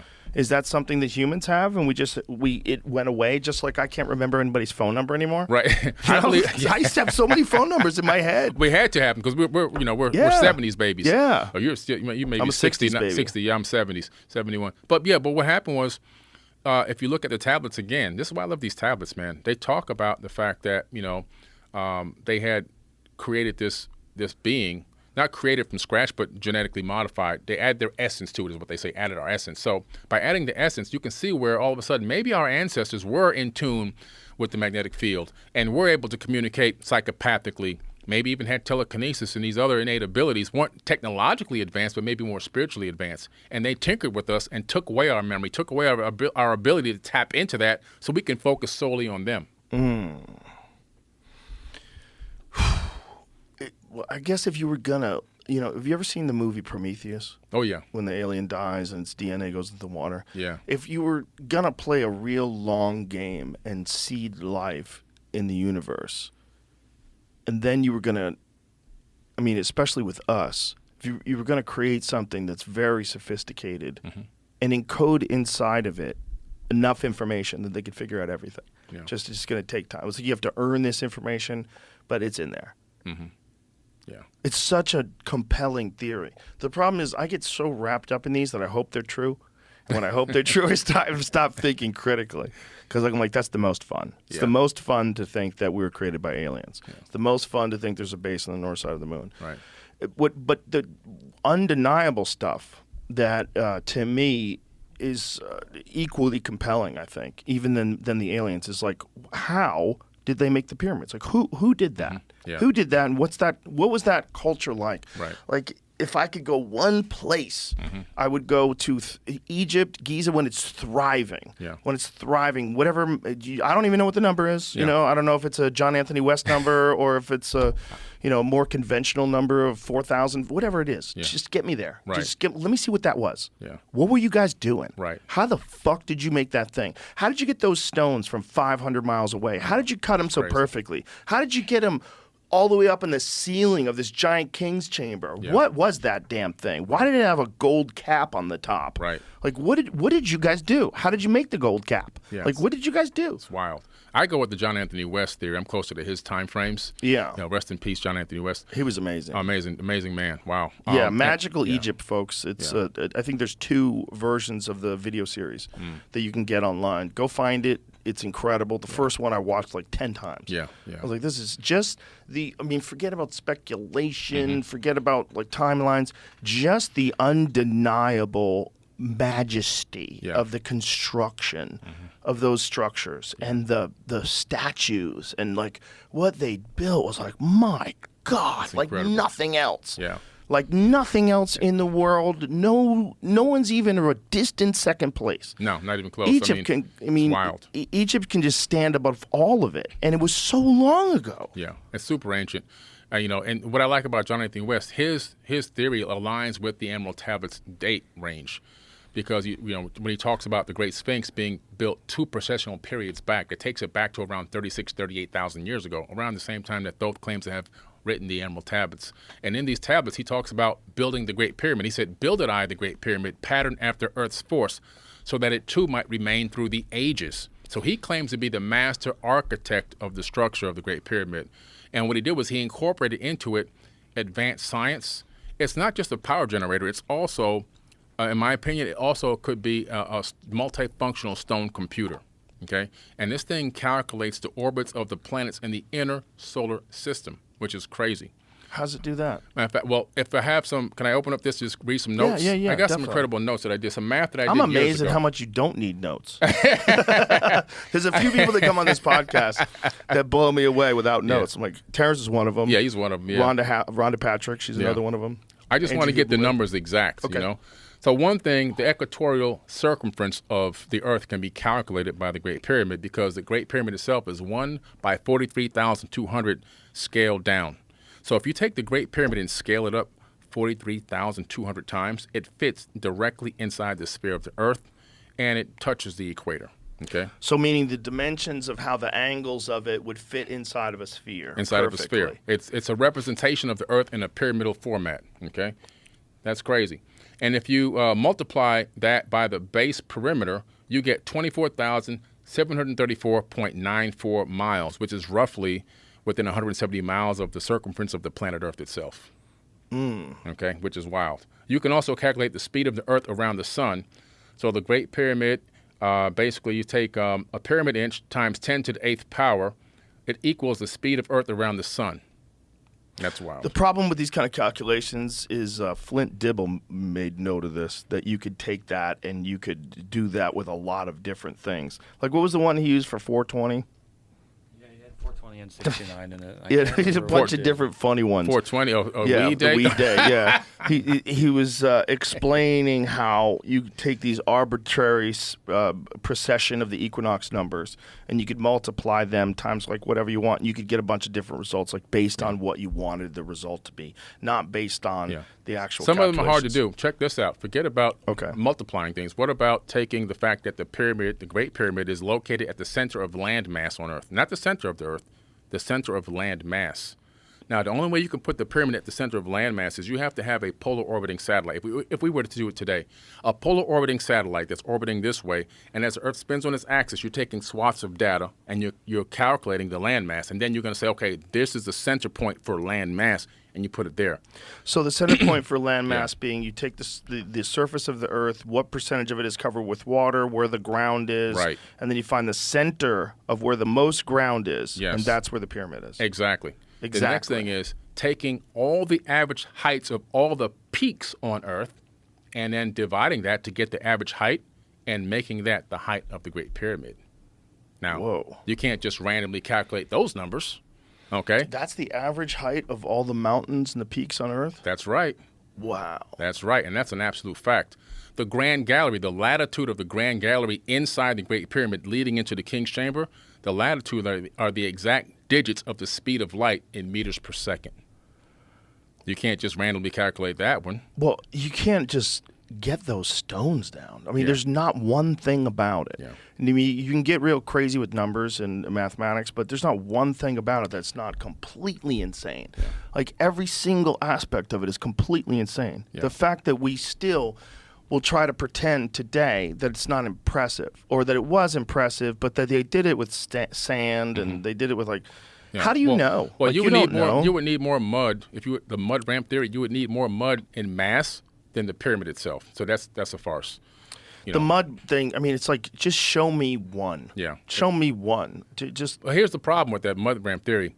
I don't think people realize. I take people on tour to the pyramid every single year. I take people on a huge tour. Last year we had 140 people on tour in Egypt for 12 days or whatever it was.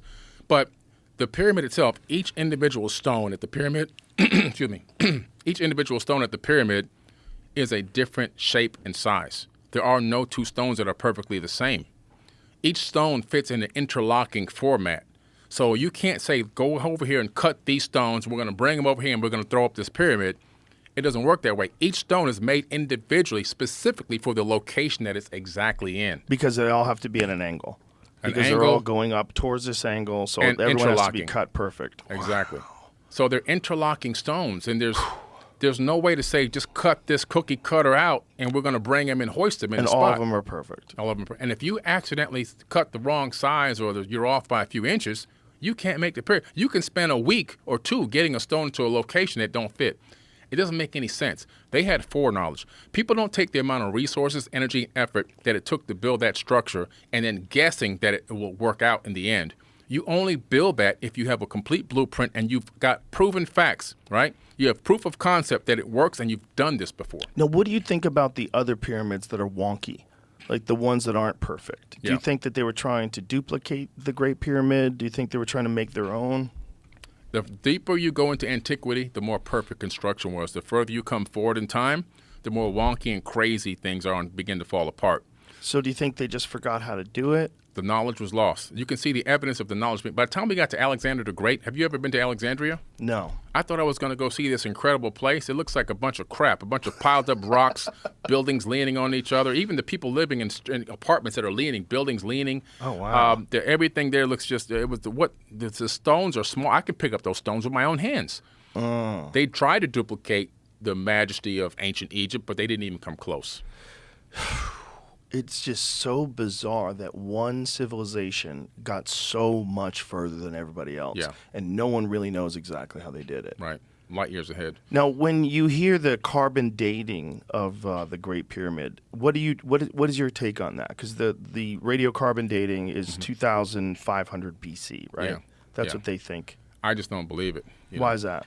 Well, first of all, the way that the structure is made, if you look at other structures made in that same time frame, they don't have the same majesty. They don't have the same level of construction. They don't have the same capability of withstanding time. Right. So why are these falling apart, but this one isn't falling apart? And But that's not necessarily because look, you could have a shitty house today, and you could True. live right next to Jeff Bezos' house. That's very true. You know, I mean, it's just there's going to be different cultures and different abilities and different craftsmen. Yeah, within the same region. I'm talking about within the same area. Yeah, but even in the same area, you're always going to have people that suck. If you look at the subterranean shaft, I don't know if you've ever been there. It descends beneath the Great Pyramid down into the ground on a specific angle, about 65 meters. And there's another 30-meter drop straight beneath that. And this is where base. Christopher Dunn has hypothesized that there was something that was creating a frequency down there, something that like pounds in the earth, creates a very specific frequency and a very specific vibration that goes through the entire stone structure, which theoretically could work. Oh, yeah, absolutely. And then this whole thing about using different chemicals in these shafts that leak through the limestone, and that limestone is porous, and you would have a specific amount of thickness with limestone, so you'd know exactly how much chemicals to put in the shafts, and the shafts did exist, and they did have openings to them, and they were sealed. You could open them up and dump things into them, and then the passageway that goes into the King's Chamber, the so-called King's Chamber, and that it has opening shafts that go to the heavens. Yes, they do. Like and I think I know why. My hypothesis on those shafts is, well, you look at the way the pyramid is designed, the Queen's Chamber is technology. It seems to be like an electrolysis generating machine to extract hydrogen from water. And Chris Dunn had pretty close to the same hypothesis I had with that. Now, why hydrogen? It's the most abundant element in the universe. And right now, today, we try to communicate with ET on the hydrogen frequency. Now, those shafts, imagine on the certain alignments, we know for a fact that that pyramid aligns with specific planets or stars. Orion, Aldebaran, Draco, there's these alignments. And then these shafts would send out this hydrogen frequency, potentially, on my hypothesis, around those alignments. Why?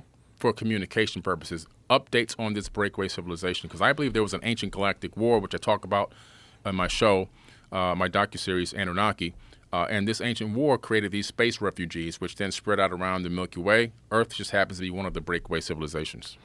It's not outside the realm of possibility when you think about what we're doing. And if we get more advanced and do this better, that we could be still involved in very similar types of activities throughout the galaxy. Yeah. It sounds terrible, but that just might be how things get done.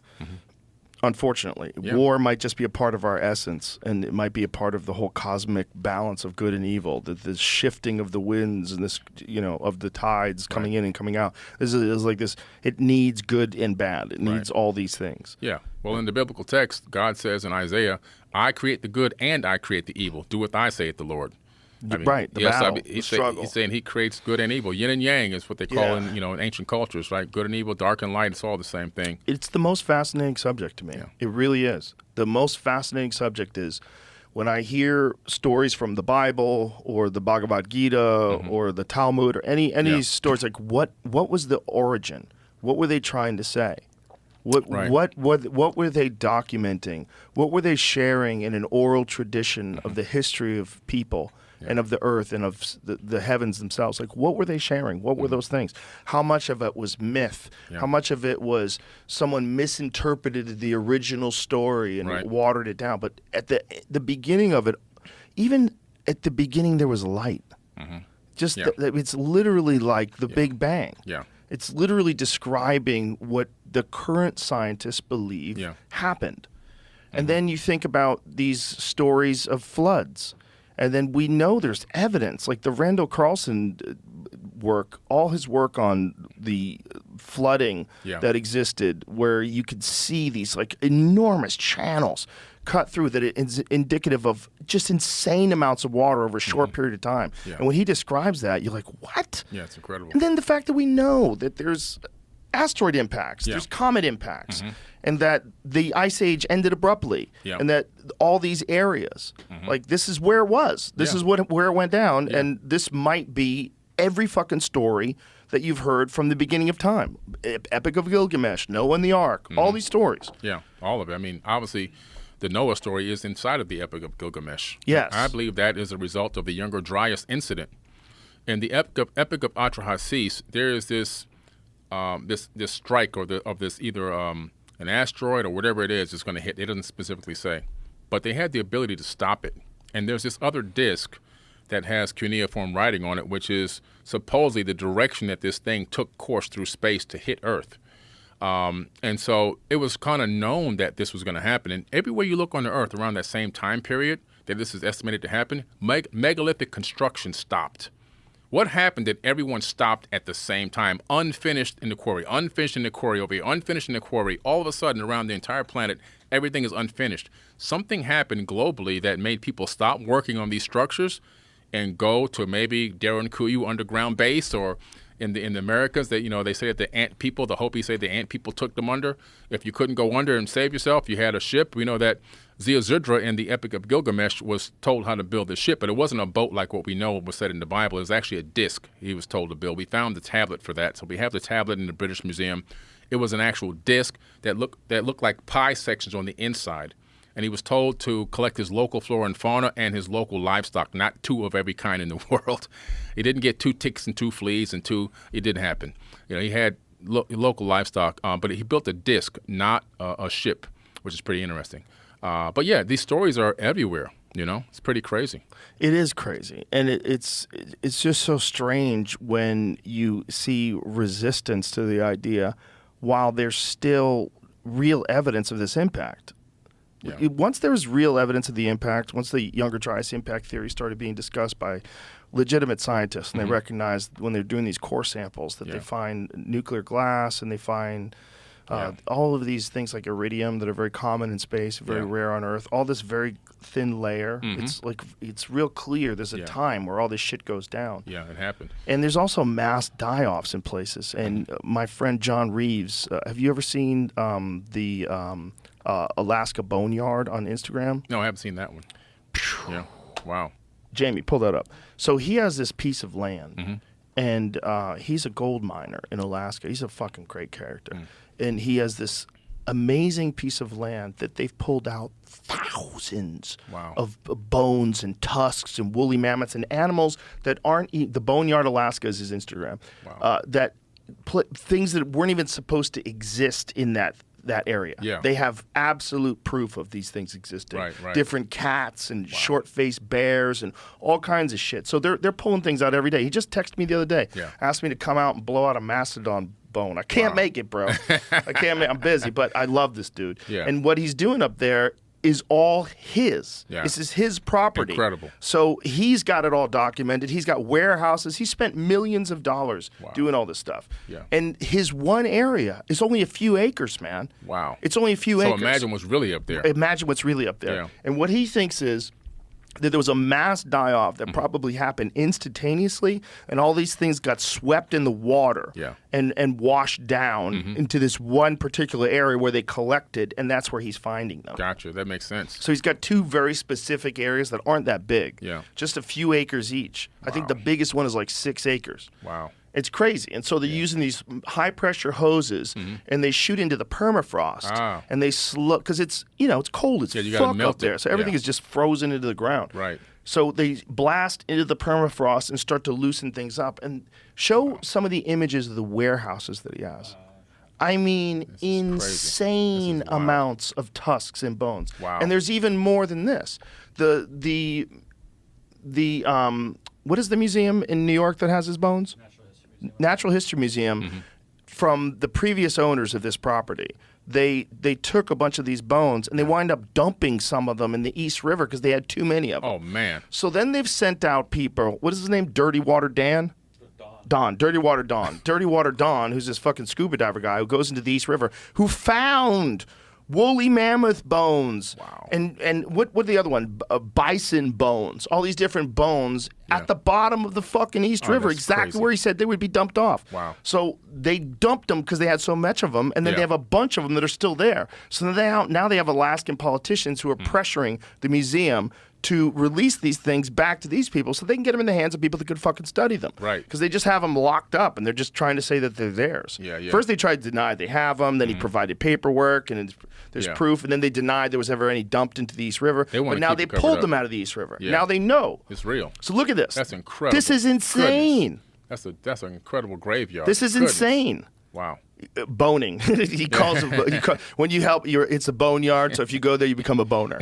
So he wants to make me an official boner. So Wow. all these bones. I mean, this is just a small sampling of what this guy has. We have one out there. We Yeah. have a bison head. Wow. That he gave me. Well, I saw it out there. Yeah, that's what that is. That's what that is? That came from here? Oh, Yeah, that's wow. probably 15,000 years old or Yeah, something. that's wild. Who knows? I mean, that's crazy. You This know, whole thing is insane. Look at all this stuff he's got. I mean, it's just, and this is just one small area that they're chipping away at. a few acres. So, and there's charred surface.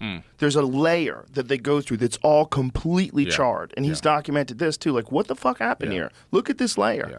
This layer's insane. This whole place was up in flames. Yep. See the char? He's got it in his There it hand. goes. There's thick layers of that. Yeah. Scroll up to his caption. What does it say? Something came in hot from out of this world, I'm thinking. What you're looking at is what we found on the bedrock when we were digging the drain. The bedrock is burned, the gravel is burned, and nobody knows why yet. That's okay. We'll figure it out someday. Wow. So there's a whole layer of There's a whole this. layer. So it's clearly something was on fucking fire. Definitely. Well, we found charred stones just like that at the base, ejected out from the base of the Bent Pyramid of Doja. Really? And if you look at this, we've been documenting this. I'm going to put it in my TV show, the Anunnaki series. There's areas of the Bent Pyramid that look like they've been blown out. Something hit it and blew out the stones and charred them black, just like that. And there's a debris field out there, and nobody is studying this stuff. So we started studying these charred stones and these charred rocks. And up above the area where you kind of walk in to go down into the Bent Pyramid, there's more, look like another impact point where there's more stones blown away. And as you walk out away from the face, you discover that's where they lay. And you put your hand in the sand and pull up these charred, burnt stones, which is just wild. So can we see some of that? See what that looks like? Look at the Bent Pyramid. The Bent Pyramid. If anybody goes to those corners, they'll is be this able a to show. common theory? This theory of it being hit by something? Nobody's talked about it yet. That's why we're trying to analyze and Makes see sense what if, could have like, happened. A piece hit there, Yeah. but like the bigger impact was somewhere else, and Right. they just wiped 'Cause everybody you know how out. when something comes in, it breaks Yeah. into chunks, Yes, and then a of piece course. hits over here. Yeah, see that corner there? You see that corner? Now that corner, I wish we could get a better color picture, but there's a debris field there.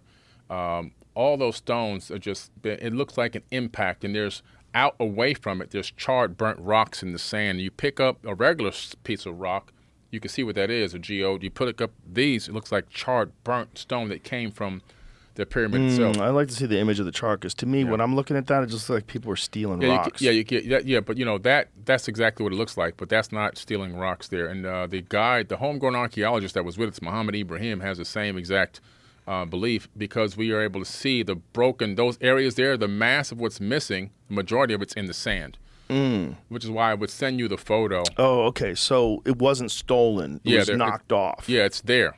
It's still Okay. there. So I'll Okay. send you the photo that we Jimmy, have. could you that- please some click on the one some to of the video left we of your took cursor? Right ourselves. there? Yeah, that one. Thank you. Can you make that one bigger?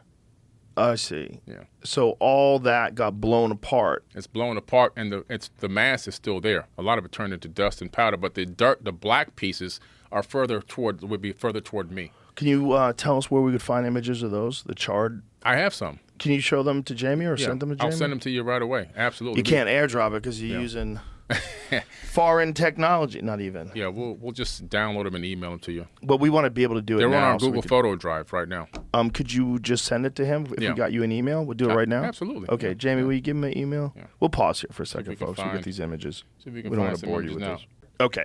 So we left off with the burnt pyramid areas that look like they've been hit. Yeah. And he said, so we got the photographs from your wife. Mm-hmm. So let's take a look at them here. Yeah. So this is a video. Yeah, I have the videos because they were gonna give me screenshots from the videos. yeah. So I figured we just look at the videos instead. There's one that's kind of more zoomed in, but Yeah, it's hard to get the idea of the coloration, the discoloration there from the low resolution, Let's see. phone video. Do we have any other videos? Or is it just videos, Jamie, or do we have photo? Oh, You can see those. This Okay, area. there's some, Okay. you can see those different areas there. That's those Yeah. black areas on the stone. If you Yeah. rub them, they get very black underneath. There's Okay. also other pieces that are smaller, laying further out. That So are really there's charred areas that have been covered with dust and sand over time. Right, exactly. But if you brush it off, you see it charred. you see those dark areas there on those stones. Yes. That's not the Pause natural that, color Jamie. of stone. If you Pause go back that. up, that's not the natural color at all.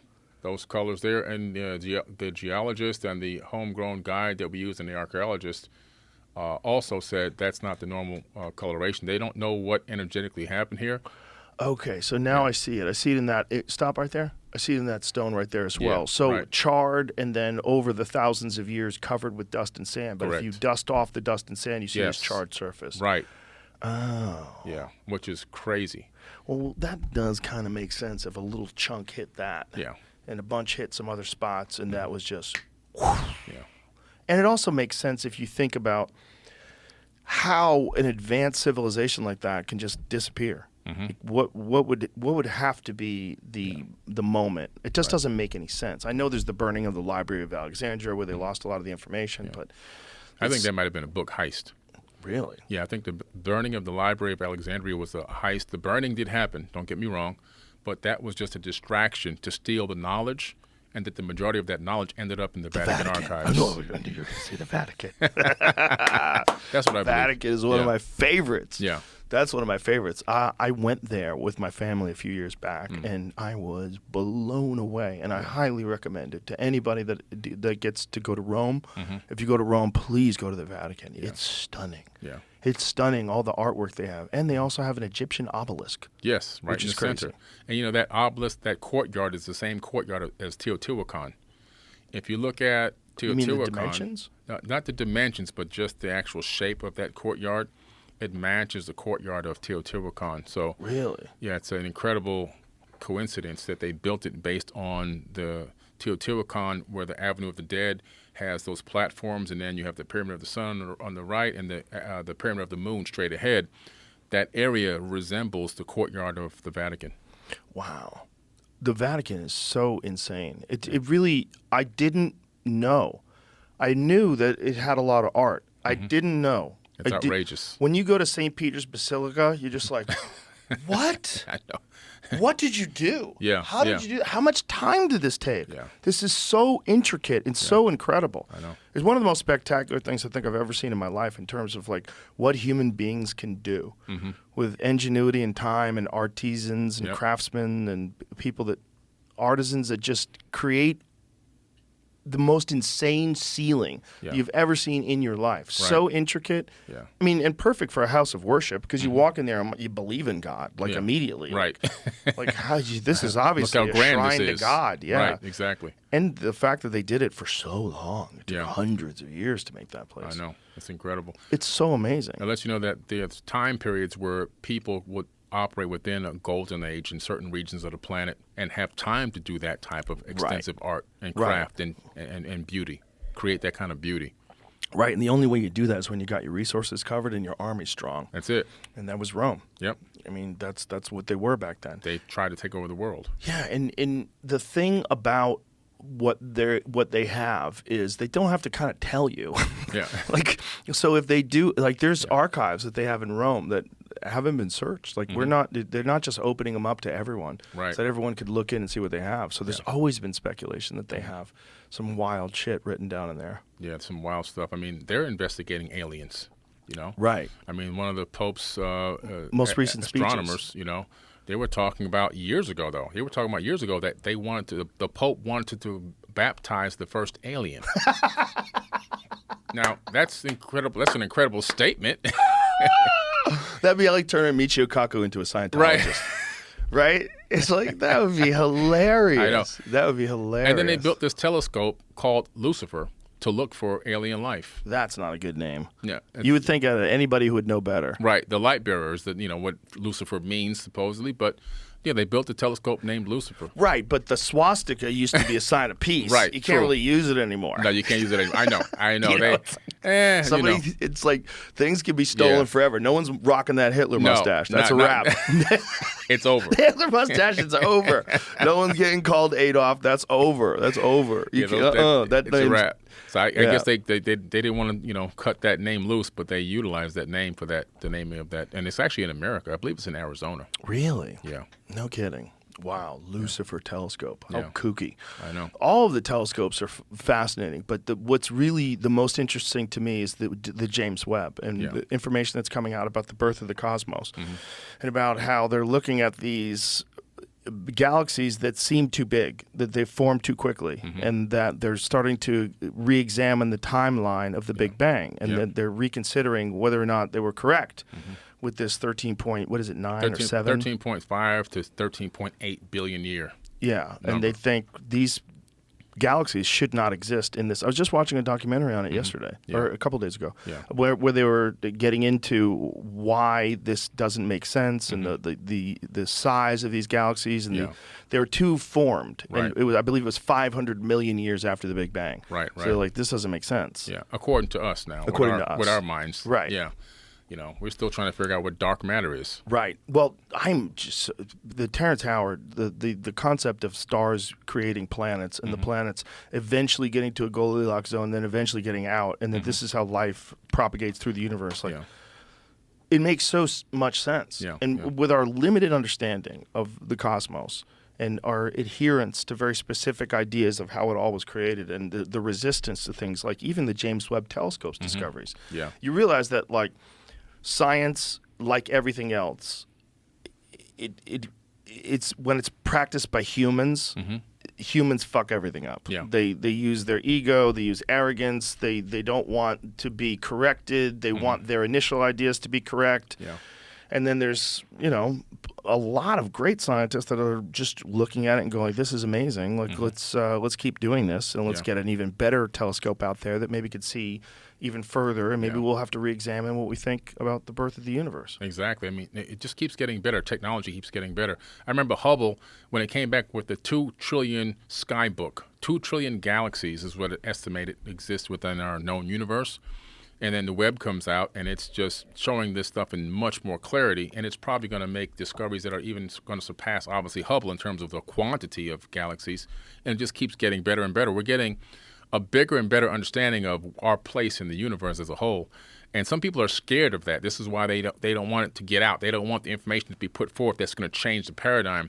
But the paradigm is not to be afraid. The paradigm shift is about to be embrace this new huge part of us that's connected directly to us. We're part of it, and it's part of us intrinsically, energetically. And I think people are just afraid of what they think is the unknown because it makes them feel small.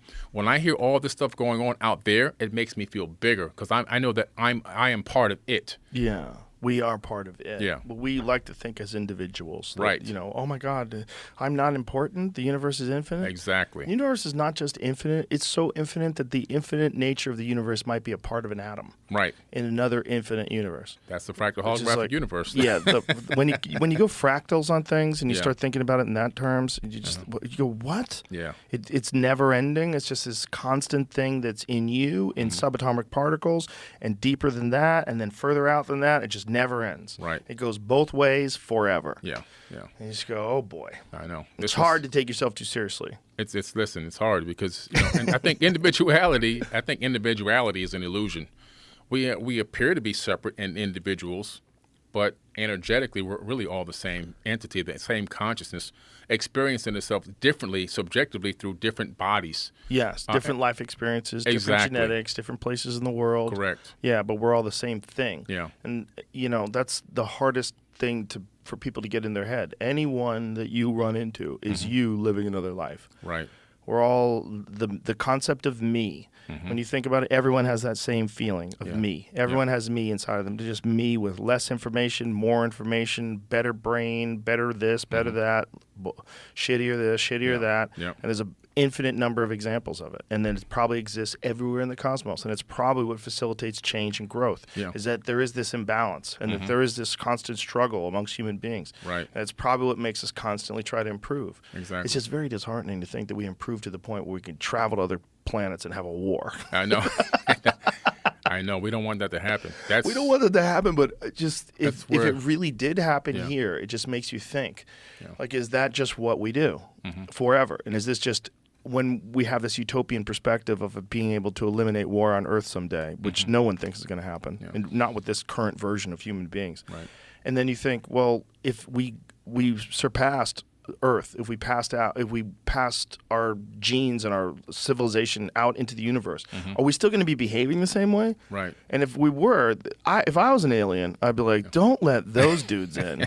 If we get to a point where we're us now, but 500 years from now, where Right. with the same genes, same wacky ass Right. crazy genes, but now we have time travel. Yeah. Now we have interplanetary travels like that, and then we show up with nuclear bombs. It's like, give us all your titanium. Right. Like, fuck. Like, that's a problem. Yeah, that could be a problem. I would be really trying hard to stop us if I was from another planet. I think a lot of the suppression and oppression of technologies, potentially, this hypothesis could be that there's a hand in the background holding us back a little bit. It's quite possible. But then there's a theory like the Diana Pasulka's books where they talk about these discs that they have found in the recovery program that apparently does exist. And they call them donations. They think that these things are kind of left here so that we can just go, oh, fiber optics, what a great idea. Velcro. Oh, yeah. There's a lot of these things that seem to, like transistors. Microchips, right. Yeah, a lot of these things seem to have come very quickly after Roswell. Yeah. Which is interesting. That's a fact. I believe in the ARVs, alien reproduction vehicles. I believe that exactly is what's really going on with a lot of these UAPs. I think that a lot of them are ours. I believe that there's UFOs out there, but a lot of these objects that we see in the sky are probably made by us by re-engineering existing alien technology. And so, but, it comes to the point, are we going to be able to advance as a civilization to get beyond war? I just saw they released an AI fighter jet that went into a dogfight.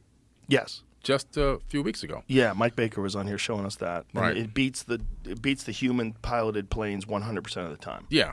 Yeah, So like, that's a wrap. That's Skynet. Yeah, Skynet that's is online. And then on top of that, instead of just AI-powered fighter jet, you could develop a fighter jet that no longer has a person in it, so you have to worry about G-forces. And Right. you could do wild shit. Yes, exactly. And it's fully AI-controlled vehicle, especially as these technologies scale up. Like, I have a Tesla, and my Tesla has auto drive. And I can set in a destination, like a restaurant I like to go to, press auto drive and navigation, and it does everything. Wow. It hits the blinkers. It stops at stop signs. It stops at red lights. It takes turns. It changes lanes. It moves around parked vehicles. Wow. It's fucking wild, Yeah. man. And it's not done yet. And this It is the beginning. Yeah, it does hit curbs, though, I heard. I heard it hits curbs. I heard, like, when you're taking turns, like, for overpasses or underpasses. Oh, man. Like, a few people have curbed up. Yeah. So keep your hands on the wheels, kids. Yeah. But it's not there yet, but it's a lot better than when I first got it. I remember I was driving down Laurel Canyon, and I was with my wife, and I was playing around. I was like, we were listening to Led Zeppelin, and I'm like moving my hand around the steering wheel. I'm like, look at this, the car's driving itself. This is crazy. But that was primitive back then. I didn't totally trust it. It was probably better than I thought it was, but like every now and then it would get a little wonky. Now it's smooth. Wow. Now it's. You use it at all, Jamie? Here and there. I kind of almost forget sometimes where that's like, oh yeah, This car drives its fucking self. I do it for a goof sometimes. Yeah, it's just randomly. I've been doing it a lot lately, though. Yeah. It's shockingly good. Well, our grandkids are that's all they're gonna know. 100%. They won't have to drive at all. Yeah, but right now, like people joke around about manual cars that it's a good theft deterrent device. Have a manual transmission. Nobody knows how to drive that fucking thing. This is hard. Yeah, well, it used to be the only way you could get a car. That was it. I learned it by accident, because I was in an emergency situation and I had to drive my friend's car that was a manual, and I had to learn within the distance between where I was to where I had to go. Oh wow! Because one of my kids had got hurt doing something. And the only car available was a manual. That was it. Yeah. It's not hard. I mean, you could learn it quick, but most people don't know how to do it. But the thing is, like, that's going away. Yeah. Like, they're now saying that the next version of Porsches is going to be the last version that they have with a manual transmission, and all, which is crazy because Porsche, that was the one thing that people held on to was that you could get that stick shift. People love that engagement of the car. Right. But that's going to be the thing of the past. Everything's going to be automated because your freedom to drive that, people are going to, the communist nature of especially California, they'll do it first probably. Your freedom to drive that is not worth, the potential of you taking someone's life in an accident. Right. And this makes sense. That's part of the problem. It does make sense. You can see the argument. Oh, yeah. It makes sense, and that's where everything is going to go. I mean, there's going to be so many. Drivers are going to disappear, like chauffeurs and so forth. It's all going to go. It's all going to go away. There's a lot of that in here. They cause traffic jams. These wacky driverless cars. Yeah. They have them here, and they're not quite there yet, but they're good enough to take people around, which is crazy. Right. Take me to Red Ash, drives you to the restaurant, drops you off. Bye, thank you. Yeah. All on an app. Everything's done. It's simple. Yeah. It's kind of nuts, and it's just the beginning. I mean, we didn't have any of this 10 years ago. No. 10 years in most time periods is not that big of a deal technologically, rather. Yeah. Right now advancing fast. Well, ChatGPT 5, when they release that, it's going to be as big a leap, if not bigger, than 3 to 4. And 3 to 4 was nuts. Yeah. I mean, in 100 years, we went from a horse, buggy, and carriage all the way to putting remote control cars on Mars. So we're moving at an extremely fast pace right now. And they just released this ChatGPT and other robotics on humanity. Which is great. It's going to do a lot of good for us. But at the same time, if you're going to replace somebody's job, you have to then take away their financial responsibilities. You can't expect them to still have the financial responsibilities and take away the job. Right. So that's going to be the conundrum. I'm waiting to see how that's going to pan out. How many of us are going to stand up and say, look, wait a minute now. I'm a single mother of 3, and I can't waitress anymore. So what's going to happen? Or even attorneys are at risk. Nurses are at risk now. So here's the what are they thing. going to do? There's enough money in this country, just in this country alone, to, if you did replace jobs, you make it so that whatever controls that industry has to give a certain percentage to ensure not just like a living wage, but a good wage, like where people live well and they don't have to think about it. Yeah. But then you got to give people a purpose, because you can't just have them laying around getting free money and not having a life. Because a lot of people, their purpose is their job. That's what they look forward to. They get engaged with something. They have a community there. They have tasks that they do. They succeed. They go out to dinner and celebrate. That's a big part of life for people. You can't just take that away. So then how does that get replaced? Right. I think it's video games. I think they're going to go into cyber world. Yes. When you look into the ancient texts, they had similar situations in these golden ages, but people spent time working for things like service to others, traveling, arts and crafts, exploring inner peace. So it's about teaching people new ways to define and develop their passions and how to explore those passions. Well, that would be a big yoga explosion across the country. That'd be cool. Yeah. That would be great. Yeah, people get into fitness and martial arts and just be able to do, but you have to do something. Right. If you become stagnant, you die. Yeah, and you still should have the ability to possibly work if you want to. Yeah. Right? It shouldn't be mutually exclusive. Like, you don't get this money unless... If everybody got like $200,000 a year, just imagine the entire country just gets a free $200,000 a year. You're never gonna have to worry about food. You're never gonna have to worry about a place to live. You're good. Yeah. You got $200,000 a year because everything's automated and everything's done by the government. Then you're gonna have to find something. Right. You're gonna have to find a purpose. There's got to be a thing that whether it's art or writing or whatever it is, you better find something or you're gonna go crazy. Yeah. And so then there's gonna be percentage of our population that's active. Mm-hmm. They're going to be working out, and there's going to be a bunch of us that just fuck off and drink beer and play Call of Duty. Just sit down. Yeah, I and know. just get hammered and Yeah. fucking order pizza and never have to do anything. Pizza. Yeah, live in a nice place. You don't have to Right. worry about money ever. Yeah. You could always buy like a good laptop and you get together with your buddies and you all play games, but you better have something. Go Yeah. bowling. You better have something. You better have something you like to do. Yeah, yeah. You know, because. Yeah.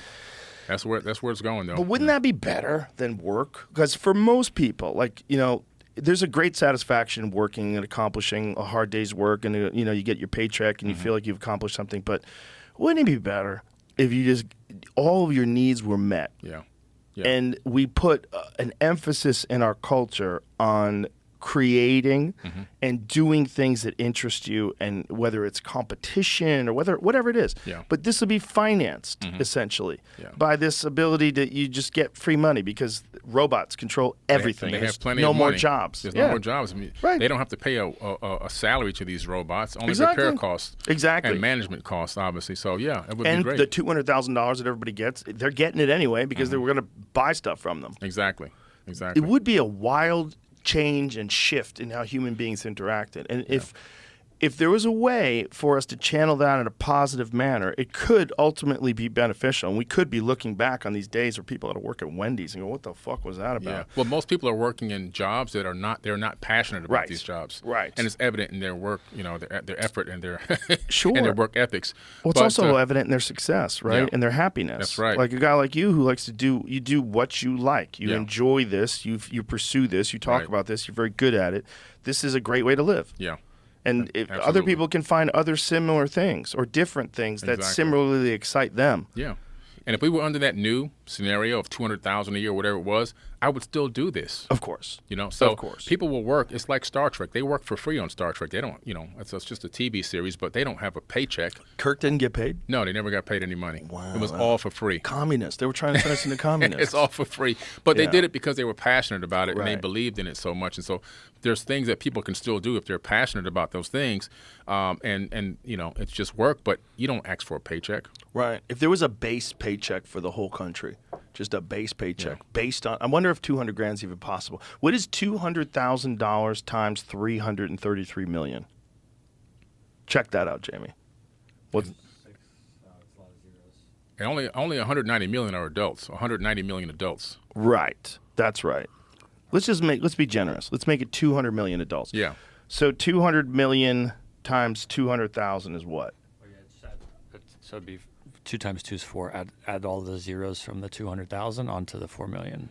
Right. But what is that in like the word? Is it trillions? 200,000. 200,000 times 200 million. 200 million's got 8 zeros. Shit.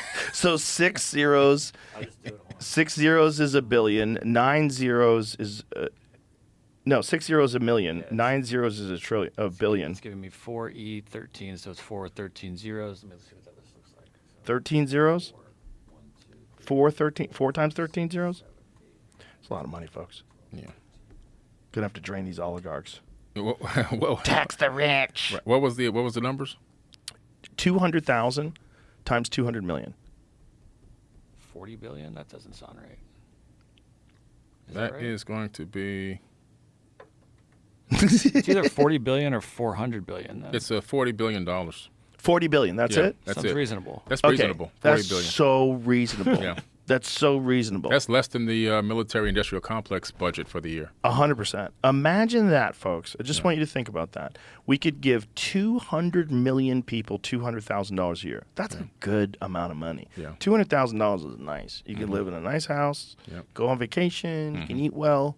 Yeah. $200,000. Yeah, not bad at all. Not bad at all. And if you did that, you could also still work. You could also still make money. But Yeah. everybody, if we just elevated every adult in this country to that amount of money, Yeah. and everybody, you're talking communist. No, I'm talking. Everything's going to be automated, folks, Yeah. and there should be some sort of a tax on the result that this has on society, particularly when. If everything is automated, the people who run the automation and they're going to be making staggering Oh, yeah. amounts of money. Yeah. So if a tax of $40 billion a year to keep everybody happy, keep everybody from going fucking crazy. I mean, that might be. It sounds crazy. Because it goes against human instincts, right? Like human nature is... It goes against our programming and what Yes. we've been programmed to believe is correct. And is that because we were designed to mine for gold? That's We were right. designed to work hard, right? Designed to work hard, man. Because it's kind of in our head that we have to work hard. Listen, we're so programmed to believe what happened in ancient times that we believe the government is in control of us when we're in control of the government. Right. We allow them to tell us what to do when we should be telling them what to do and what we want. But we sit back and allow them to put rules in place, laws on us, and even lock us up and do things to us, and there's nothing we can do about it. But people think there's nothing we can do. There is something we can do. We've given up our power. We've relinquished our power to an outside source. Because of Yes. divide and conquer, it allows it to work. Once we realize that divide and conquer is just a distraction that we should coordinate together and organize, then we can take back control of this planet. Yeah, and this idea of the government being in control of you is literally how it works with every single country in the world. It's just a natural course of human nature that the people in power want more power. Yeah. You know, when you're selling skateboards, you want to sell more skateboards next year. You know, when you're in power, you don't want to relinquish some of your power and Right. make it better on the people. No, you want to clamp down that power more. We had to get on Facebook and stop these people from tweeting about things or Yeah. posting about things. Yeah. You know, we have to. This has become a problem. Let's put pressure on this company to censor certain voices on YouTube. Exactly. And that's the shit that happens. That's really what happens because they're not acting in the best interests of humanity. They're acting in their best interests, which is what every industry does when it's just trying to make money. Exactly. Well, the United States is a company. It's a corporation. Right. And so they're acting like a corporation. That's the reality of it. Yeah. I agree with you too about this UAP thing, UFO, UAP. Yeah. Many people have said this, but I'll repeat it, that there's something about them doing it always near where military bases are Yes. too that's super suspicious. Come on. I mean, listen, to me, what's going to happen or what potentially could happen, another Gulf of Tonkin incident. You know, the incident that created the Vietnamese War, they lied about an attack at the Gulf of Tonkin. False flag. To create the Yeah. Vietnamese War. Yeah, exactly. So all of a sudden you see one of these UAPs, they're going to call it one of these not ours. We don't know whose it is, and then it attacks a Navy vessel. Yep. And now they've got the right to say we need $10 trillion a year, whatever the number is, to create these weapons. After Iran. Yeah, Yeah. right, whatever. And Yeah, then, something. And it generates more money. Yeah. So, you know, could this be why the formation of the Space Force is here? So that they can find a way to channel money into something else where these private corporations can create these black budget projects that we've approved because we're afraid we're going to be attacked by aliens now. And then they take that money and they develop these projects that never see the light of day, and they all chop up the money behind the scenes. Yeah. That's the reality of the world we live in, folks. And if you're clinging on to this left versus right, these culture war arguments, you are getting caught up in their bullshit game. Most people want the same thing. They want to be healthy. They want their family to be healthy and happy. They want to have a pursuit that they enjoy. They want to enjoy their community, enjoy their loved ones. That's what most people want. Most man. people want the same thing. Yep. Most of the shit that you're seeing has all been stirred up by foreign governments and special interest groups and a bunch of shit. And if you're online, they're spoon feeding it to you. If you're online and you're engaging on social media, they're shoving that down your throat every day. Gaslighting every day. Gaslighting you every day. And it's more and more obvious now than it's ever been before because people at least are aware of it. They know what's going on, but it's shocking how much of it is going on. And it's allowing us to fight with each other while all this shit is going on behind the scenes and all these hundreds of billions of dollars. I mean, we talked about $40 billion a year. Yeah. What is the amount of money we spent so far in Ukraine? What's man. they continue to raise it, right? They just approved a new batch of money that's headed over there. Yeah, it's incredible. It's insane amounts of money. Numbers are incredible. Yeah, and we have infrastructure falling apart here. Yeah. People I just came from L.A. a few weeks ago. People on the streets of L.A. Okay. You know. So Congress passed 5 bills appropriating $175 billion in response to Russia's February 22 invasion of Ukraine. So this is of May 9th of 2024, which is the most recent. So $175 billion. That could have solved all poverty in America. Yeah. Literally solved poverty. Yeah. Which is wild. Yeah. If poverty and crime are our number one problem in this country, which I would say they are, Yeah. that would solve It's our solved. number one problem. The crime is a side effect 100%. of the poverty. Yes. And, I always said this. if Halliburton can get these no-bid contracts to clean up Iraq after we bomb it, and it's for profit, right? So they make a lot of money doing that. How about a no-bid contract to clean up terrible neighborhoods? Exactly. No build contract or a no bid contract rather to develop community programs, and they'll be funded through the state. You'll make a ton of money. You can do this, and also you'll have a ripple effect. You'll have less crime. You'll have more people that are out there in the workforce. You have more people that are being productive. More people that are inventing things and creating music and culture and art and all kinds of other things that people like to do when they're not getting locked up in fucking jail. Exactly. And then you just have to figure out a way to get off the grip of the military or the rather prison industrial complex, which has a vested interest in keeping people locked up because that's what the idea that we let that happen. I know. We let it be profitable to put people in fucking jail, and then we let the prison guards actively campaign to make sure that certain laws stay in place so that people keep getting locked up for nonviolent crimes. Yeah, 40% of the people that are locked up in America are locked up on victimless crimes. Yeah. They only hurt themselves. It's so nuts. Yeah. And the amount of money that's generated by private prisons, that should be zero. It should be $0. Right. There should be no incentive to put people in a cage. Yeah, you can't have capitalism in everything. Capitalism has to be broken into pieces. You can't have it in medicine, healthcare, prison systems, right? Imagine if that was the way with the fire department. Oh, man. Imagine if you had to pay to get your house put out. Right? Wild. That's the one thing that we exist, that we rather accept universally, that we pay for. Yeah. It's a socialist idea. The fire department is paid for by the state, and we need fire department people. We need everybody well-trained and all the equipment to be working perfectly. Exactly. We all agree to that. Why? Because it's a real dilemma. Yeah, it makes sense. It's logic. So's poverty. Yeah. So's crime. Yeah, and mental health. And mental health. Yeah. Yeah. Most people on the street are mentally ill. And giving kids guidance, having community programs and having education programs and giving people like an avenue where they can get out from where they are and see a path to success so they don't feel despair. Yeah. They have a possibility and show and have it be run by people who've already made it through. Say, I can help you just like you could teach someone how to play piano or you could teach someone how to do karate. You can teach people how to live life. That's right. Yeah, and it costs a lot less than what it's costing in Ukraine. And how much would it benefit our economy? How much would it benefit our culture, our society? How much more would get done if there was less crime? A lot more. And then those people instead of being criminals, now they're contributors. Yeah. There's enough for everybody. And as civilization grows the way it should grow. Yes, the way it should right grow. direction. The problem is it's been captured. It's been captured by elites that want to keep draining money. And they keep draining money and using it for their own needs and their own means. And it's terrifying. That's why I call it polytricks. Polytricks, that's what it's called. Yeah. We made a pretty bad math error. Okay, what we got? Oh, 40 trillion. 40 trillion. Thank you, sir. That's Thank you much for more of an correcting issue. it. Yeah. Ladies and gentlemen, I retrain. We're fucked. We're never going to have enough money to fix this problem. I forgot what I said. What is our GDP? What is our? Yeah, but that's a problem too because that creates inflation. Creates inflation. What's our GDP?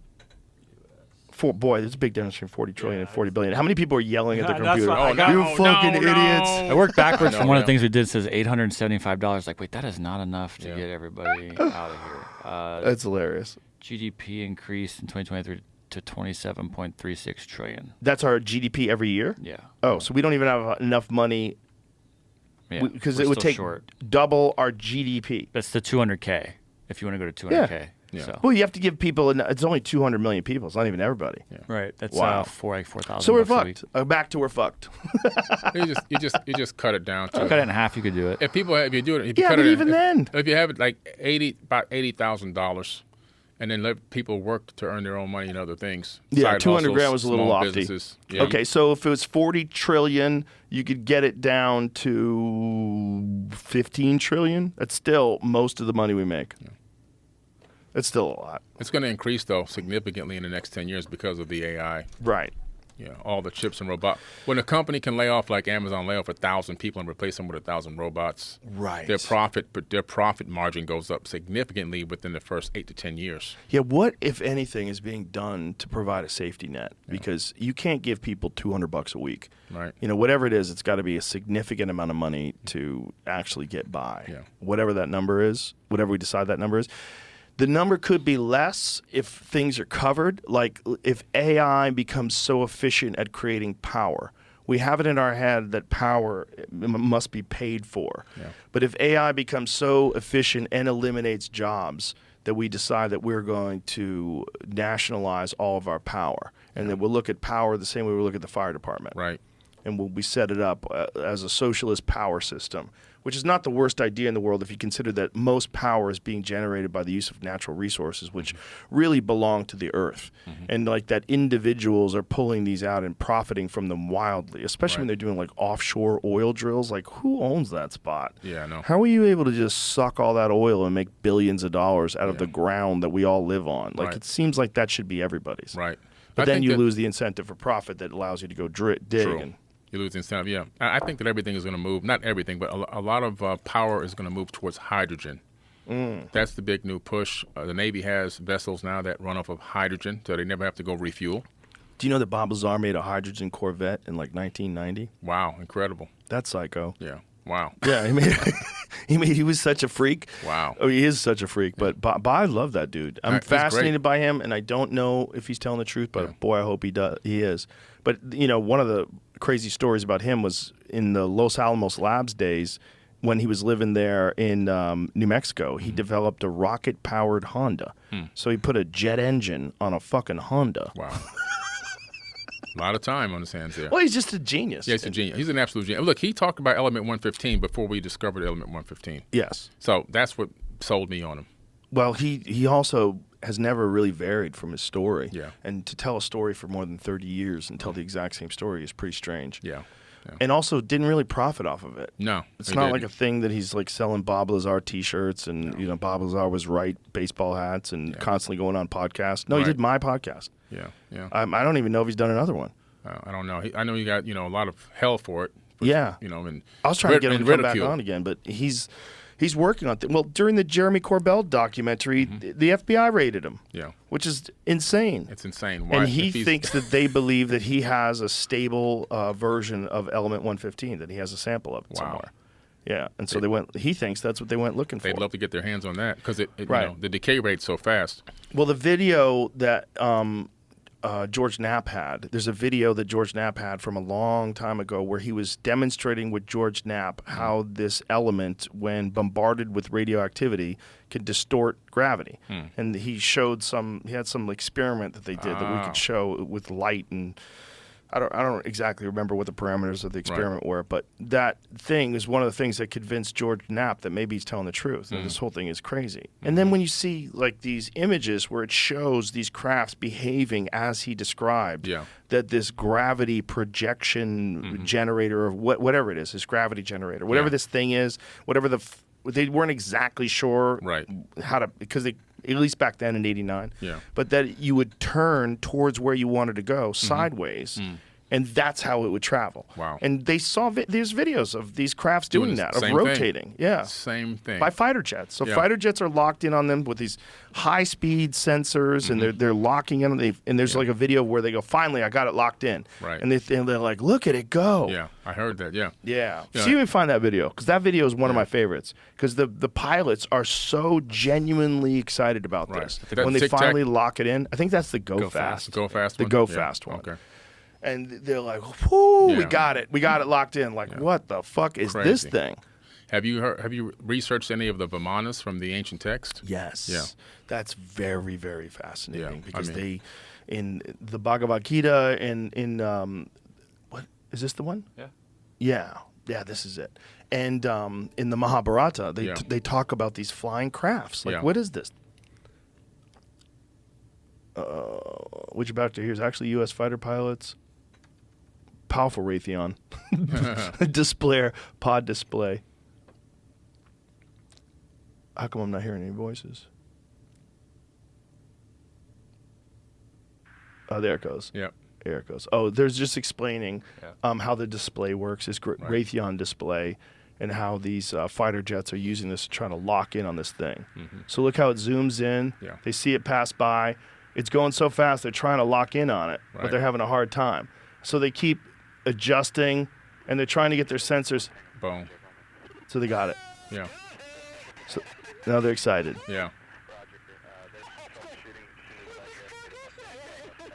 What the fuck is that?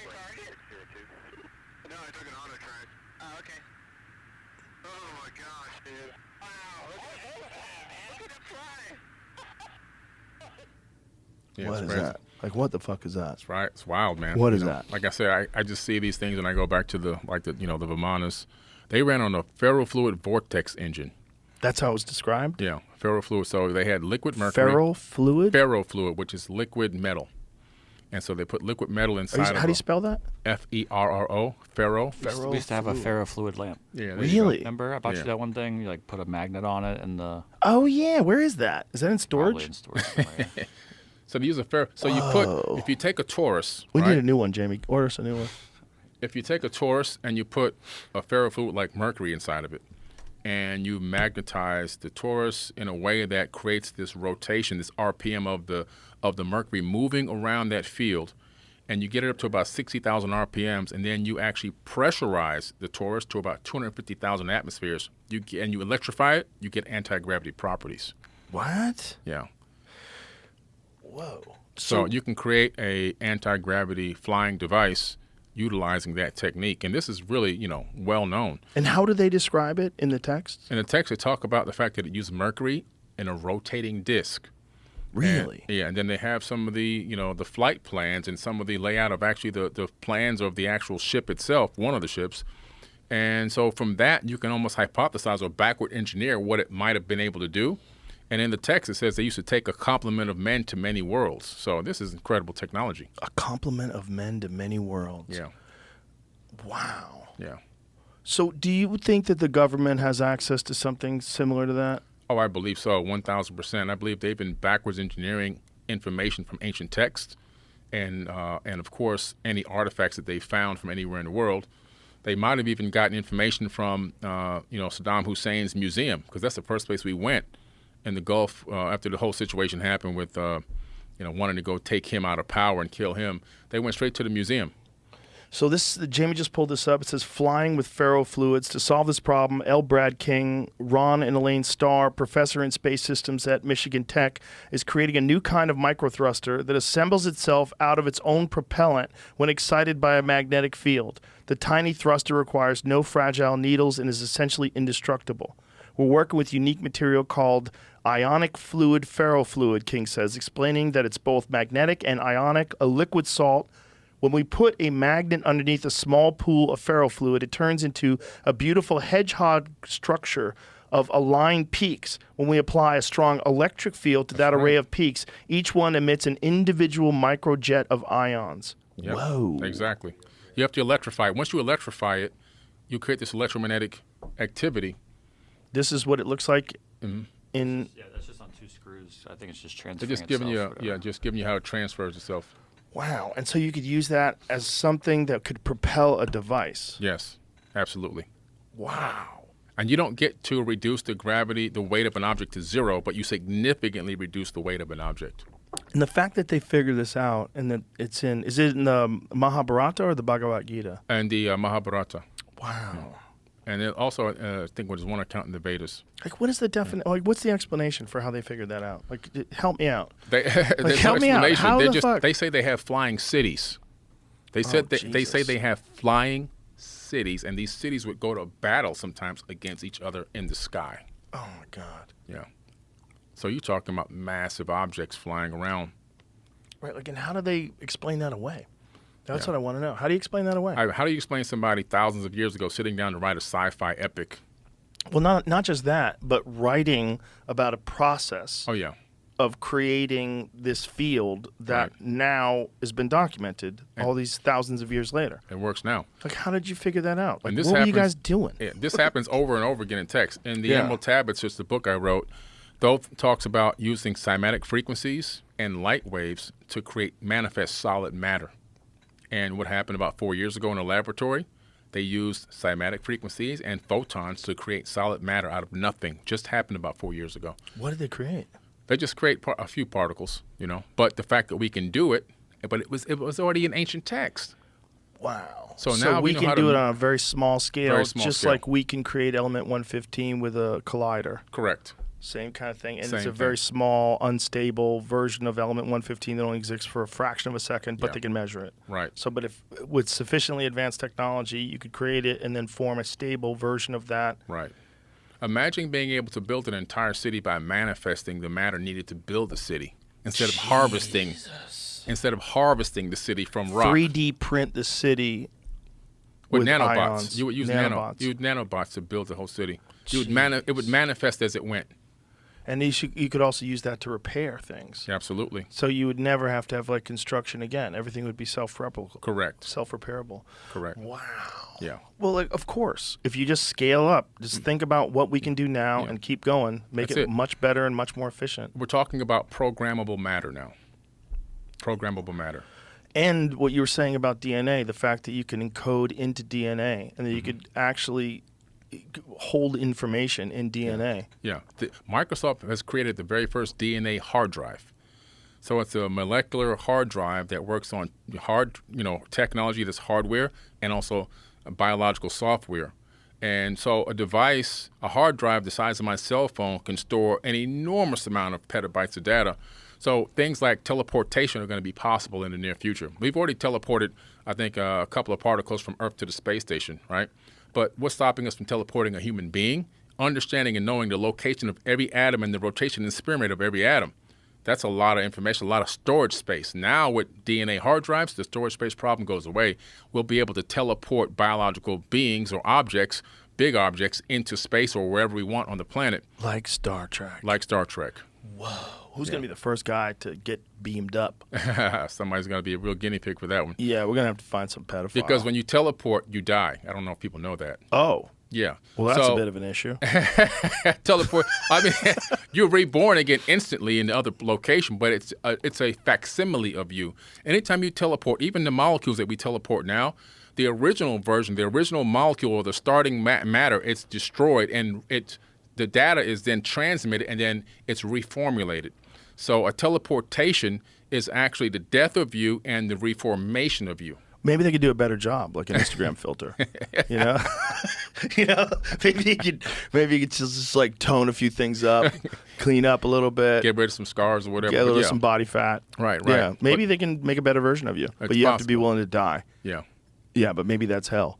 Maybe you come back and you have no soul. Well, like maybe when you teleport, your soul doesn't go with Well, you. they're transmitting your consciousness, so everything is saved. All of your information is saved. And we know that was done also in ancient times.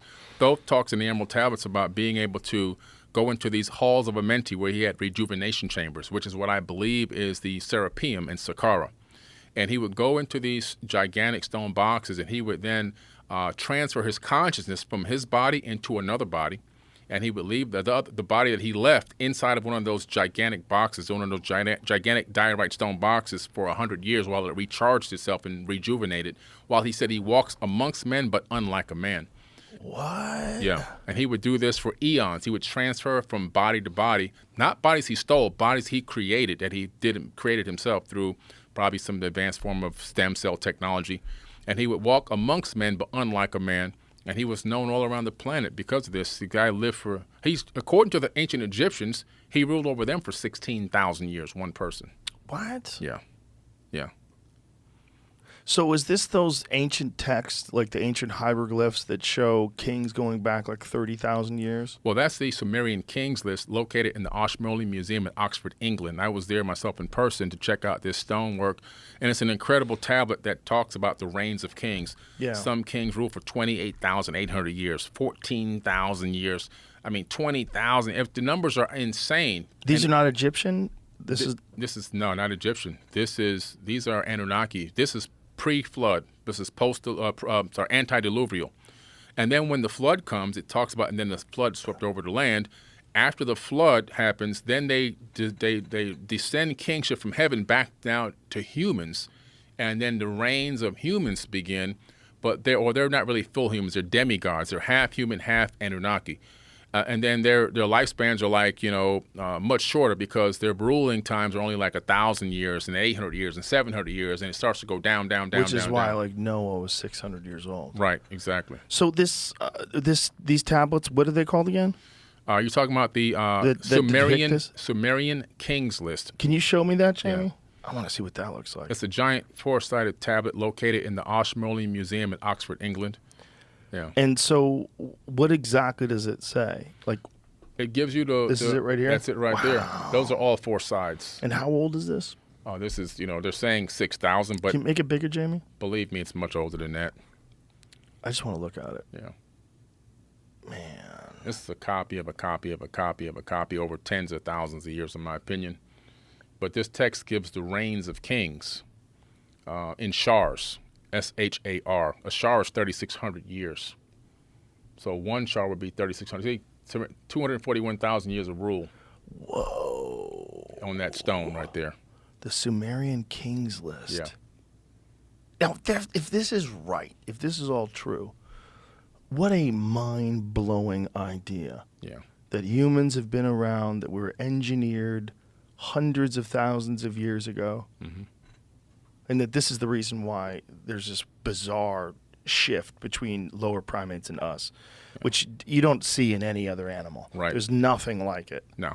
There's I nothing mean, like us. Look, we have 46 chromosomes, right? Right. What Chimpanzees happened? have 48. Exactly. Yeah. They discovered that chromosome number 2 was taken out. They call it an artificial mutation. They mean geneticists. Fused together and 2 telomere caps put on, 1 telomere cap on each side. Who in the world took chromosome number 2 out, fused it together, and put telomere caps on it? And they say that it happened as an estimated 200,000 years ago, right at the time that the Sumerian tablets say they decided to make mankind to do the labor. There's no coincidence that the tablets are aligning with modern science. And this means that a couple things. The first thing, it means that we were genetically modified. The second thing that it means is the telomere caps limit our lifespan to about 120 years max, according to Harvard scientists. Now, in the Bible, what does it say? It says that my seed shall not abide in man forever. His years shall be 120. That was taken from the Sumerian tablets, even further back than that, thousands of years before the Bible was written, when Yahweh, a.k.a. Enlil, shows back up, sees the human beings building a tower into the heavens, copying a tower that they themselves had built. It pissed them off, and he said, whatever their hearts decide to do, they shall achieve it. My seed shall not abide in man. His years shall be 120. And then he did a genetic modification at that point, I believe, with the telomeres, and he spread mankind out around the planet, and he confused their languages. He had us speaking different languages, so we couldn't collaborate. Now we're in competition, no collaboration, divide and conquer. And there's the Tower of Babel. That's it. That's it, man. So it was all done just to keep us from rising. Yes. We were advancing too fast, and he had to slow us down. If we shorten their lifespan, then they won't have enough time. By the time they realize who they are and what power they have, they'll be dead. And see, that's what's happened to us. So if the Anunnaki are real and Nibiru is real, and Nibiru is on an elliptical cycle that comes between, it's like Mars and Jupiter, right? Somewhere around there? Well, it's further out now. It's over time, its Right. orbit has been pushed out. And that's just one planet that these Anunnaki people come from. They come from many planets. But do you think that this planet, Nibiru, that's on an elliptical orbit, if it's coming every 3,600 years, wouldn't there be some sort of documentation 3,600 years ago, at the very least? Well, you have to look for geological disasters as marker points. This object, this Nibiru planet, which is mentioned, by the way, in the Enuma Elish, it's not a fabricated name, just so people know that's a real name. In the Enuma Elish, the oldest version of the Enuma Elish, it says Nibiru as one of the planets. But you look at the time frame when this thing gets close. It orbits another planet, another star. So it orbits a brown dwarf star. This brown dwarf star has the same amount of mass as our sun, but it's much smaller, right? But it generates enough heat through friction and its orbiting planets. You can see it in 2-mass infrared mode coming out of the constellation of Leo if you go to a worldwide telescope and download the software and all of that. But the fact that modern science now admit that there's an object out there that they say orbit our sun every 4,200 years, right? Now that's Corey Powell from Discovery Magazine. He's a real astronomer. Been on Fox News. He said that on Fox News. If I can find the clip, I'll send it to you. Matter of fact. We'll find it. Yeah, we'll find it. Yeah, Fox News, Corey Powell. And so what's happening is we are seeing evidence that there is something out there that's orbiting our sun, and that our sun is a binary star system. So we used to think that our sun, one sun in the solar system, is normal. But as they looked out into space with Hubble and now the Webb, they discovered, no, binary is more of the normal, and even trinary. And so it's like, wait a minute. If binary is normal, so they started looking for this object that gravitationally should exist, and they believe that it's out there far beyond the orbit of Pluto, and that Corey Powell says a solar system exists within our solar system. And he goes on to say, we come from there on Fox News, which was just crazy.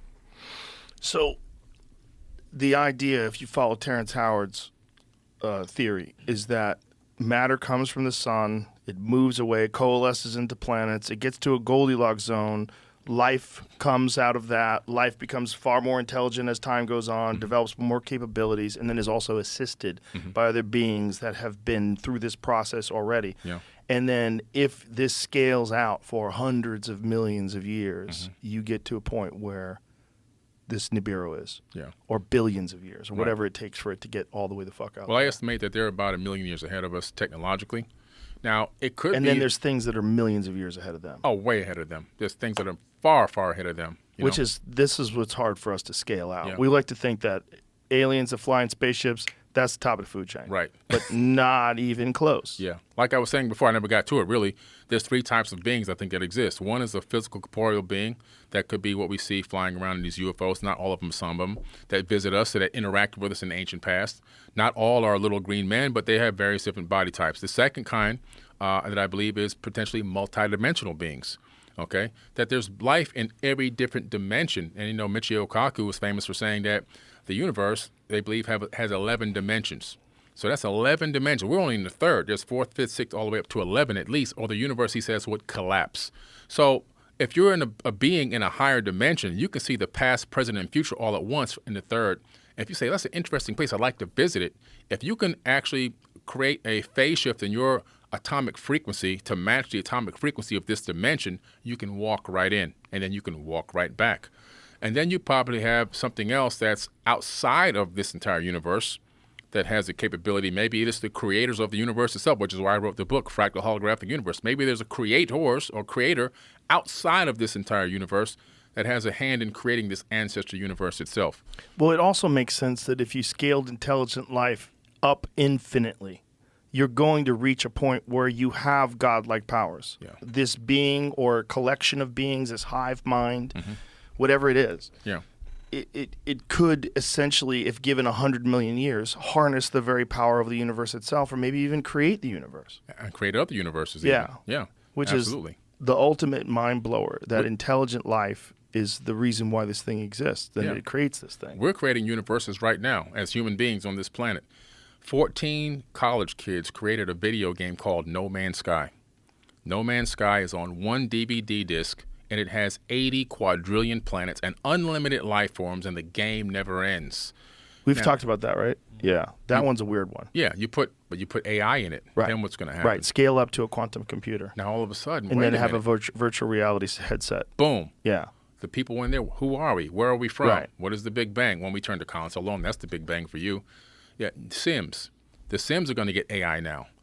They're going to be asking questions. Right. They're going to be creating their own software within the software and trying to build their own copy of a universe. We're not even close to base reality. We're literally living in a stacked reality. We're just one reality out of, who knows, Googles of actual realities that exist.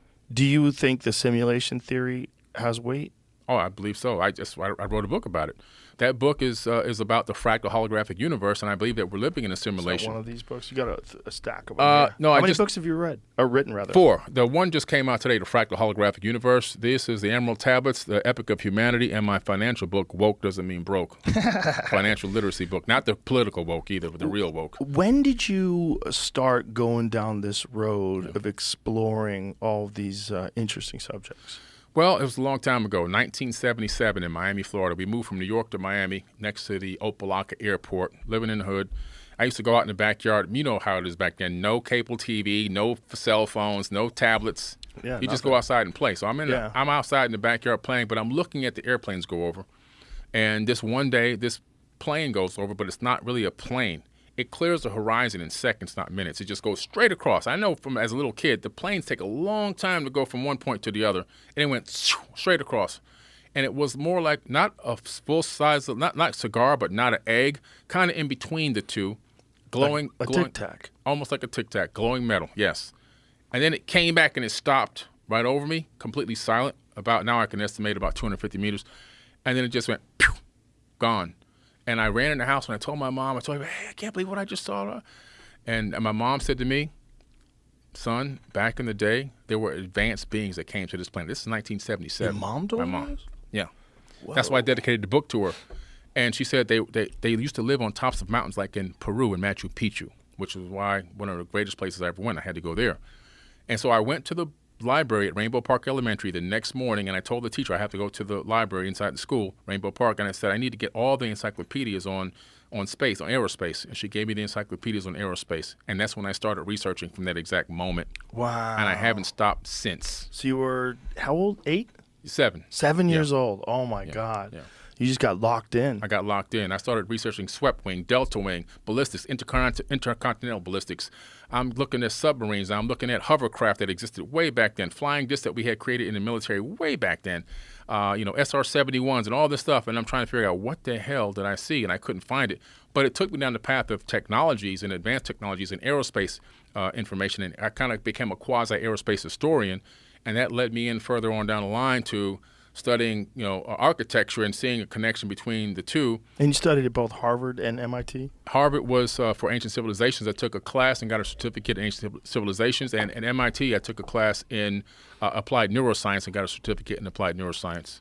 And are you just doing this for your own edification, just because Yeah. you're interested in it? Yeah. Right now, I'm enrolled again in MIT right now for a class in AI. And when you first got down this road, we're talking about a time where there's no internet and there's no. You're just like trying to make sense of some things. Just trying to make sense, man. And it this just blew one, me away. have you ever seen anything since then? Yeah. Yes, Yeah? actually, at Isetti Ranch in 2017, I believe it was. We were out there. I was out there to do a speak at this ranch in Washington State, and it's down from the basin of Mount Shasta in that It's area. called the SETI Ranch? Isetti. Oh, okay. Yeah, Isetti, E-C-E-T-I. It's like a private kingdom in America, actually. It's a private. They've got registered as a small kingdom. They don't even have mail or anything there. It's a weird place. I had to stay in a yurt. It's really crazy out there. But I spoke there for a whole week. I had to get used to it because nobody told me about this before I got there. You had to stay in a yurt for a week? Stay in a yurt for a week. Did they have running water? At the community bathroom. Oh, boy. A SETI? Yeah, Isetti. Oh, enlightened contact with extraterrestrial intelligence. Oh, boy. And- So and- they're just out there with no technology trying to talk to aliens. No, just out there every night, sky watching, basically. Really? And the video that we Does that sound recorded. like rich crazy person's idea? Yeah. The video that we created that night, watching those UFOs in the sky, actually made it onto an episode that I'm in on Ancient Aliens. Oh. Yeah. That show's the best show to get high to. Yeah. You ever see Action Bronson's show where he would watch Ancient Aliens? They would just get stoned and watch Ancient Aliens? That show's crazy. But yeah, so we recorded some crazy footage in the skies there. Yeah. What did you see? Well, they were giant discs flying around. Some were changing colors. Do you Some have were, video footage of this? It's on the episode. I sent it to Ancient Aliens, and See if you can find that. If yeah. it's I'm James, sure they James probably... Gilliland, the guy who owns the ranch, licensed it and approved Ancient. But if you go to Isetti Ranch YouTube videos, you could probably find one right on YouTube right now. Wow. It was incredible. So these folks are just out there trying to make contact? Just not trying to make contact, just watching. Just watching. Just like in amazement. There's no contact attempt there. And why? People, oh, yeah, there you whoa. go. That's it. I was there that night. That video, I was standing there that night, there was a lot of activity that night. There was some crazy stuff going on. And what does this thing look like to the naked eye? We're seeing very blurry, looks like zoomed in footage rather. Yeah, And what 'cause year is this from? This is probably 2018. It yeah, says. 18. There you go. So they didn't have It was around the that range. Samsung Galaxy S24 Yeah, we didn't have Ultra we didn't zoom, have we didn't have the underdeck ultra, zoom. we didn't have that Yeah. one back then. But from the naked eye, it looks like these giant glowing balls moving around. Sometimes they expand and they change colors. Sometimes they descend right down by Mount Shasta, and then you could see the lighting in the tree line, and then they would go back up into space again. It was just crazy stuff. Have you seen that ball lightning that they get in Texas that comes out of the mountains? No, I saw one on the railroad track though, ball lightning. Yeah, there's this phenomenon that happens in this one particular area in Texas. What was it called? Marfa? Was that what it's called, Jamie? I think it's Marfa. Yeah. It's like this bizarre artist community town, and they have like frequent instances of what they call the Marfa lights. Wow. And it's ball lightning that flies around out there. Wow, that's You don't think incredible. that could be that? No, because sometimes they would keep going until they just went out into space. Oh. Yeah, and there were so many. Sometimes two would come and they would encircle each other, and then one would change direction and drop down by the mountain, and one would just take off in another direction. Some would go slow, then go and just go. How gone. frequent does this take place? I don't know. I was only there for those 7 nights. I say the first night we were there, that was when we saw like the 10 in the sky moving around and doing things. The second night, not too much. The third night was a little bit more, maybe 4 or 5. So do you think that what it is that this place has no light pollution and they picked a very specific area that they knew these things occur in? It's possible. No light pollution, and plus also maybe that's an area where they have an opening or access, or I don't know. Who knows? I'm just now speculating now, but I don't know why. People came from all over the world to that location the week I was there to just camp out and look up at the sky. Wow. Yeah. Well, listen, man, we covered a lot. Yeah. 3 hours. I really appreciate your time and appreciate all the stuff you put out there. It's so fun, so fascinating, and it's so interesting. And thank you very much for being here, man. I really had a good time. I enjoyed appreciate it, man. Thank you. Please tell everybody how to find your website, all your social media, all that stuff. Okay. Yeah, well, first of all, I have my own streaming TV network called Forbidden Knowledge TV. It's an app on the App Store. So they can just go get the Forbidden Knowledge TV app with the number 4, Forbidden Knowledge, and they can get access to a lot of videos and stuff that you can't find on YouTube or anywhere else. You know, produce shows like the one you watched. My Anunnaki series is on the Forbidden Knowledge TV app. And, of course, I have all my books on our website, Forbidden Knowledge TV, on Amazon as well. And just everything Forbidden Knowledge with the number 4, Bidden, Forbidden. Right. There it is. Yes, we'll do this again, one. man. I think we could talk for like 50 days. I know, for sure. Thank you, Billy. Appreciate you, man. Bye, everybody.